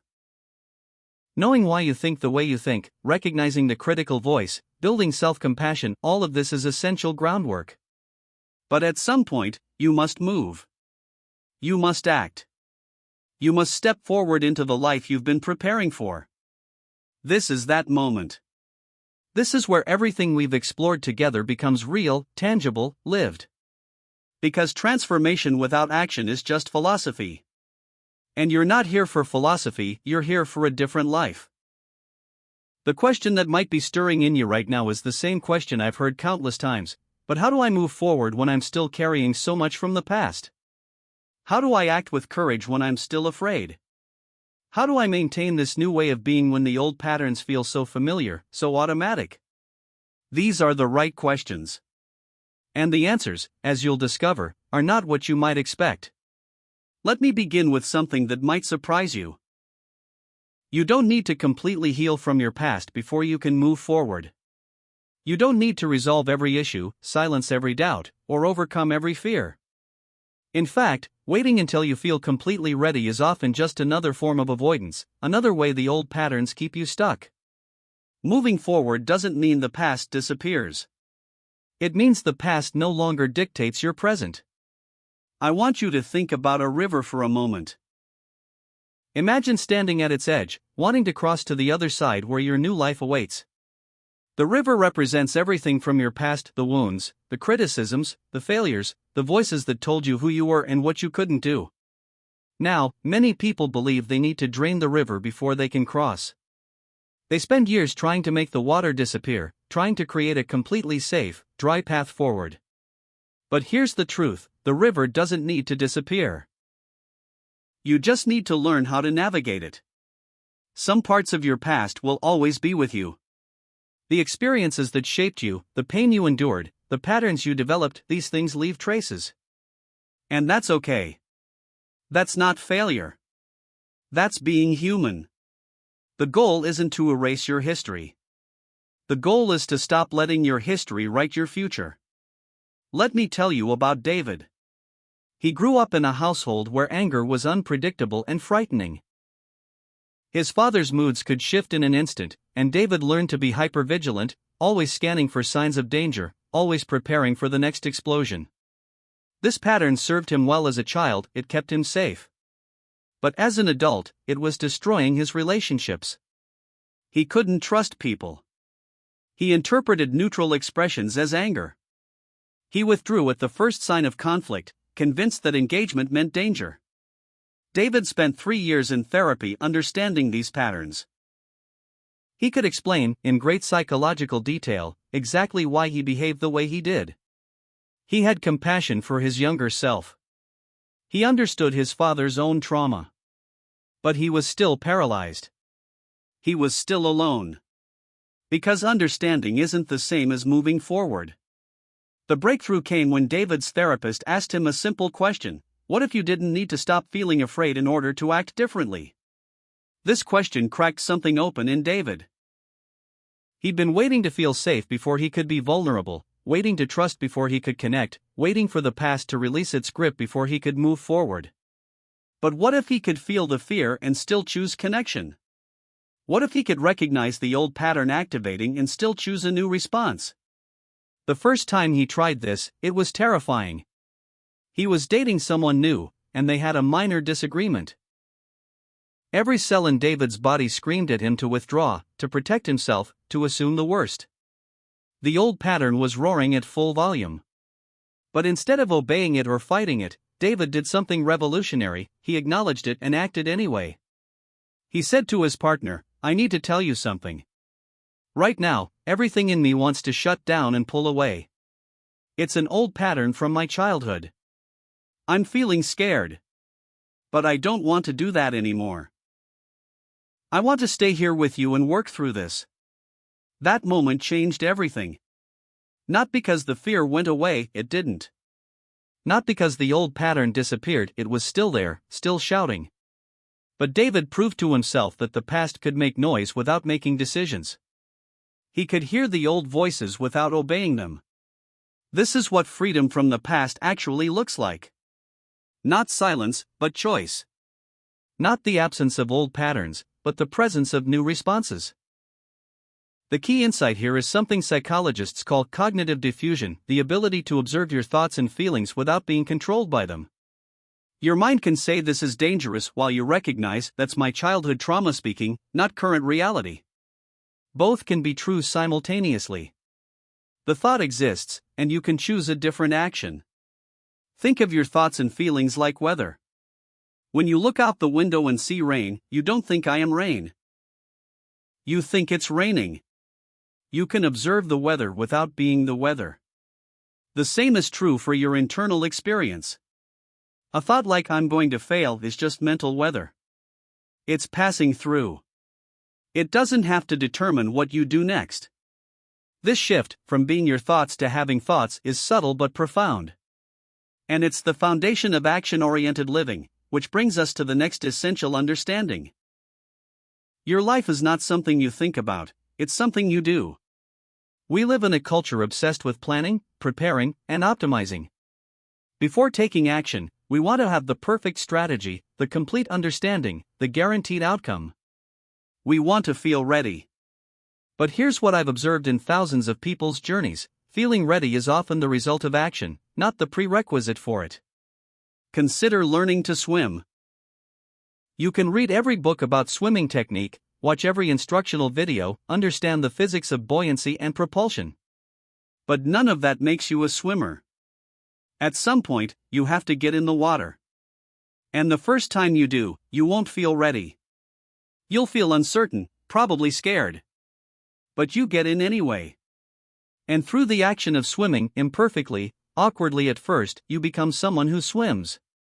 Life works the same way. You don't think your way into a new life. You act your way into new thinking. I want to offer you a framework that's transformed how many people approach action. It's built on 3 interconnected principles: clarity of direction, courage in action, and compassion in process. Clarity of direction doesn't mean having every step mapped out. It means knowing what matters to you and moving toward it. Many people get stuck here because they confuse clarity with certainty. They think they need to know exactly how things will unfold before they begin. But that's not how life works. You can't see the entire path from the starting point.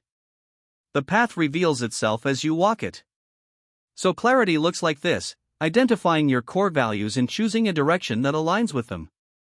Not a detailed plan, just a direction. If you value creativity, the direction might be I want to express myself more.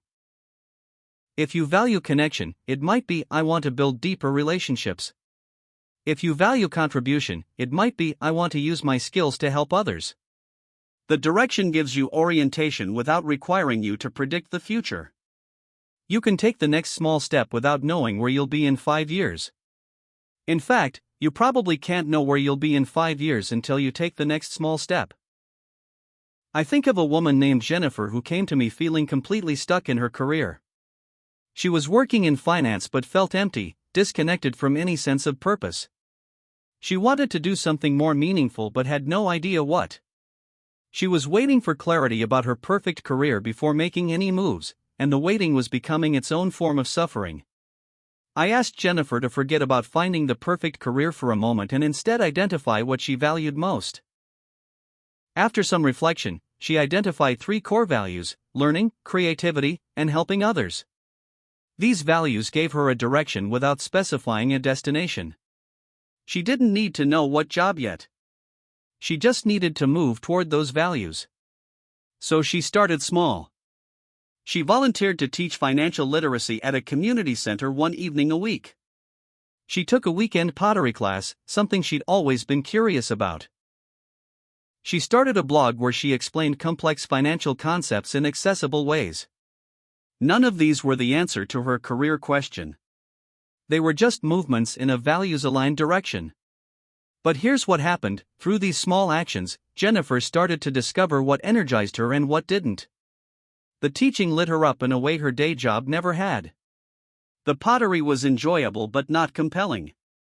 The blog connected her creative and helping impulses in surprising ways. 6 months later, opportunities began emerging that she couldn't have predicted or planned for. Someone who read her blog invited her to consult for an education nonprofit. That led to discovering the field of financial education, which led to a career transition that combined all her values in ways she'd never imagined possible. But none of that could have happened if Jennifer had stayed stuck waiting for complete clarity before acting. The clarity came through action, not before it. This brings us to the second principle, courage in action. And I want to be very clear about what courage means, because it's widely misunderstood. Courage is not the absence of fear. Courage is action in the presence of fear. Every time you step outside your familiar patterns, every time you choose a new response instead of an automatic one, every time you do something that matters despite uncertainty, that's courage. And courage is a practice, not a personality trait. You don't wait to become a courageous person before acting courageously. You become courageous by acting courageously. But here's the secret that makes courage more accessible: you can start absurdly small. Courage isn't about dramatic leaps. It's about consistent small choices that gradually expand your capacity for bigger ones. Think of courage like a muscle. If you've never lifted weights and you try to bench press 200 pounds, you'll fail and possibly hurt yourself. But if you start with a weight you can manage and gradually increase it, your strength grows. Courage works the same way. If you've spent years avoiding conflict, starting with a massive confrontation isn't the answer. Starting with expressing a small preference, "I'd prefer to eat at the other restaurant," builds your capacity. If you've been paralyzed by perfectionism, starting with deliberately creating something imperfect builds your tolerance for it. If you've been isolated by fear of rejection, starting with a small interaction with a stranger, a genuine compliment to a barista, expands your comfort zone. These micro acts of courage might seem trivial, but they're not. They're training. Every time you feel the fear and act anyway, even in a small way, you're rewiring your nervous system. You're proving to your brain that fear isn't a stop sign, it's just information. You're building the neural pathways that will support bigger acts of courage down the road. Let me share something about how the brain actually works here, because it's fascinating and empowering. Your brain has what's called a prediction engine. It's constantly trying to predict what will happen based on past experience. When you approach a situation that resembles past pain or danger, your brain predicts the same outcome and triggers fear or avoidance to protect you. But here's the crucial part: your brain updates its predictions based on new data. When you take a small courageous action and the catastrophic outcome doesn't occur, your brain registers this. Take that action repeatedly, and your brain starts to revise its predictions. Oh, apparently expressing my opinion doesn't always lead to rejection. Let me adjust my threat assessment. This is how you retrain a fearful nervous system, not through understanding or willpower, but through consistent new experiences that provide different data. And this is where the third principle becomes essential: compassion in process. Because you will stumble. You will have days when you revert to old patterns. You will take 2 steps forward and 1 step back, or sometimes 2 steps back. And how you respond to those moments determines whether you continue growing or spiral back into self-criticism and stagnation.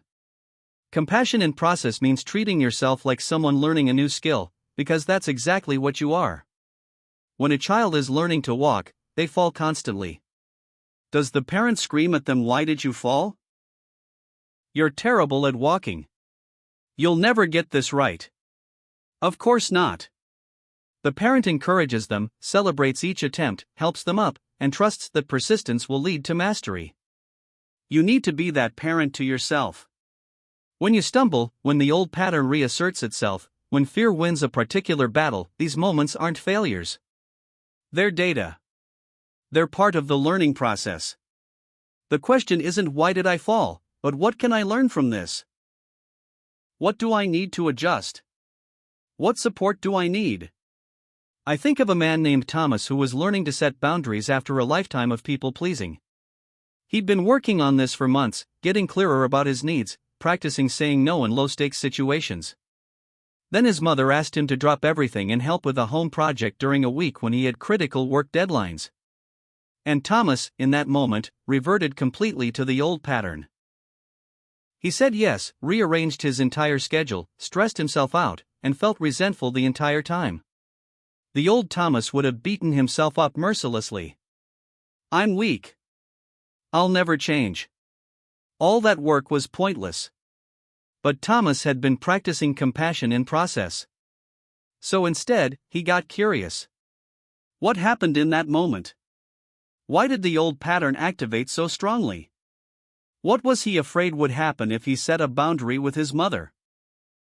Through that reflection, Thomas realized he had an underlying belief: if I disappoint my mother, I'll lose her love. That belief was so deep, so primal, that it overrode all his practice when triggered. Recognizing this wasn't a failure, it was crucial information. Now he could work with that specific belief, question it, test it. The next time a similar situation arose, he was better prepared. He set the boundary, experienced his mother's temporary disappointment, and discovered that their relationship not only survived but actually improved because he was being more authentic. But that learning could only happen because Thomas responded to his stumble with curiosity and compassion rather than judgment and despair. The stumble itself became the teacher. Now, let's talk about something that concerns many people on this journey: what happens to the progress you've made? How do you maintain this new way of being when life gets stressful, when old triggers resurface, when you're tired or overwhelmed? How do you preserve the inner quiet you've worked so hard to cultivate? The answer might surprise you: you don't preserve it like a delicate artifact under glass. You preserve it by using it, practicing it, integrating it into the texture of daily life until it becomes as automatic as the old patterns once were. Think about it this way. Right now, your old patterns have years or decades of practice. They're well-worn neural highways in your brain. The new patterns are dirt paths by comparison. Every time you practice the new response, you're widening that path, making it easier to travel. Every time you choose self-compassion over self-criticism, you're reinforcing that pathway. Every time you act with courage despite fear, you're strengthening that capacity. But it's not about perfection.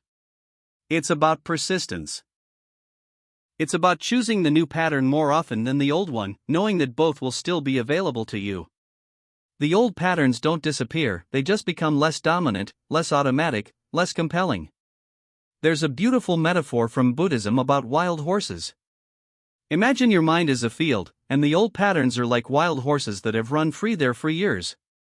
When you begin this work, you're not trying to eliminate the horses. You're learning to be the calm, grounded presence in the field, not controlling the horses, not fighting them, but not being trampled by them either. Over time, as you remain present and grounded, the horses naturally settle. They're still there, but they're not running wild, not determining where you go. This is what long-term mental peace looks like. Not the absence of old thoughts or feelings, but a different relationship with them. They arise, you notice them, you choose how to respond rather than reacting automatically. And that space between stimulus and response, that's where your freedom lives. Maintaining this requires what I call practice anchors: simple, sustainable practices that keep you connected to your new way of being even when life gets chaotic. These aren't elaborate routines that require perfect conditions. They're tiny touchstones you can access anywhere, anytime. For some people, it's a morning practice. Even just 5 minutes of sitting quietly, checking in with themselves, setting an intention for the day. For others, it's a physical practice: a walk where they consciously practice being present, a few stretches where they reconnect with their body. For others, it's a reflection practice: a few minutes in the evening to acknowledge what went well, what challenged them, what they learned. The specific practice matters less than the consistency. Your brain learns through repetition. When you practice presence, compassion, and courage daily, even in small ways, these become your new defaults. I think of a woman named Maria who found her practice anchor in her commute. Every morning on the train, instead of scrolling through her phone or worrying about the day ahead, she practiced what she called her 3 breaths practice. First breath: notice her body, any tension, just acknowledge it without trying to fix it. Second breath: identify one thing she appreciated about herself or her life. Third breath: set an intention, not a goal, just a way of being, for the day ahead. 3 breaths. Maybe 90 seconds total. But done consistently, it became the thread that kept Maria connected to her new way of being. On stressful days, she'd return to those 3 breaths during a bathroom break or a walk around the block. That tiny practice was her anchor when everything else felt chaotic. And here's what Maria discovered that surprises many people: the small practices actually matter more than the big ones. Because the small ones are sustainable.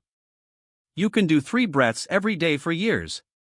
You probably can't do an hour-long meditation practice every day for years. Life will interfere, circumstances will change.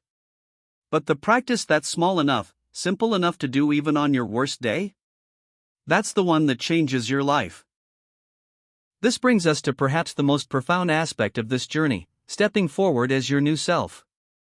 Not the self you used to be, not the self you hope to become someday, but the self you're becoming right now through each choice, each practice, each courageous action. There's a concept in psychology called identity foreclosure, when you lock into an identity based on your past and refuse to evolve beyond it. Many people live in identity foreclosure without realizing it. They think this is just who I am, about patterns that are actually just well-practiced habits. I'm just an anxious person. I'm not good with money. I'm someone who doesn't speak up. These aren't facts about who you are. They're stories about who you've been. Your new self isn't a future destination. It's being born in this moment, in each choice to respond differently. Every time you choose courage over comfort, every time you extend compassion to yourself instead of criticism, every time you take action aligned with your values instead of your fears, you're not working toward becoming a new person. You are being that person, right now. Let me tell you about Rachel. She spent 30 years seeing herself as someone who plays it safe. She had a secure job she didn't love, a comfortable but stagnant life, and a persistent feeling that she was watching life from the sidelines. When she started doing this work, she kept talking about how one day, when she was braver, when she'd done more inner work, when she felt ready, she'd finally pursue her dream of starting her own business. Then one day, something clicked. Rachel was in a meeting at work, and her manager asked if anyone had ideas for a new client initiative. Rachel had an idea, a good one, but felt the familiar fear arise. The old pattern said, stay quiet, play it safe, don't risk looking foolish.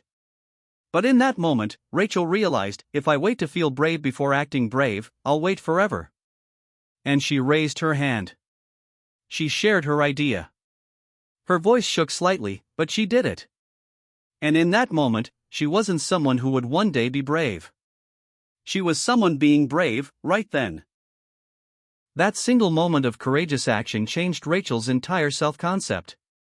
Not because the idea was implemented or because she got praise, actually, her idea wasn't chosen. It changed her because she proved to herself that she could act like the person she wanted to be, despite the fear. And if she could do it once, she could do it again. Within a year, Rachel had started her business. Not because she finally felt completely ready, but because she'd accumulated enough evidence that she could do hard things. She'd become someone who takes courageous action not by thinking about it, but by doing it. This is the secret that ties everything together: you don't prepare to become your new self. You become your new self through action, even imperfect action, even scared action. And each time you do, it gets a little easier. The identity person who takes courageous action becomes more solid not through belief, but through evidence you create with your own choices. As we come to the close of this chapter, I want you to take a moment and consider where you are right now. Not where you wish you were, not where you think you should be, but where you actually are. You've done the work of understanding your patterns. You've built compassion for yourself. You've developed new ways of thinking and relating to yourself. And now, you're at the threshold. The threshold is both an ending and a beginning. It's the end of waiting, preparing, getting ready. And it's the beginning of living, acting, becoming. You have everything you need right now to take the next step. Not the perfect step, not the complete step, but the next step. What would that step be for you? Not the final destination, not the complete transformation, but the next small, courageous action that aligns with your values? Maybe it's having a difficult conversation you've been avoiding. Maybe it's starting a project you've been planning for years. Maybe it's asking for what you need instead of silently resenting that you don't have it. Maybe it's something even smaller, reaching out to someone, expressing an opinion, trying something new. Whatever it is, I invite you to do it. Not when you feel ready. Now. Feel the fear and move anyway. Notice the old voice and choose a new action. Let the courage be imperfect, let the action be messy, let the outcome be uncertain. Do it anyway. Because here's what I know after all these years of watching people transform: the life you want is on the other side of the action you're avoiding. The person you're becoming is waiting for you to take the step, any step, in their direction. And every time you do, you prove that the past doesn't own you, fear doesn't control you, and the old voices don't get to write your story anymore. You write your story. One choice at a time. One courageous action at a time. One compassionate response at a time. And the story you're writing right now? It's just beginning. The best chapters are ahead. But only if you move. Only if you act. Only if you step forward with clarity about what matters, courage to face the fear, and compassion for yourself along the way. The path is clear. The direction is known. The moment is now. Move forward. Your new life is waiting.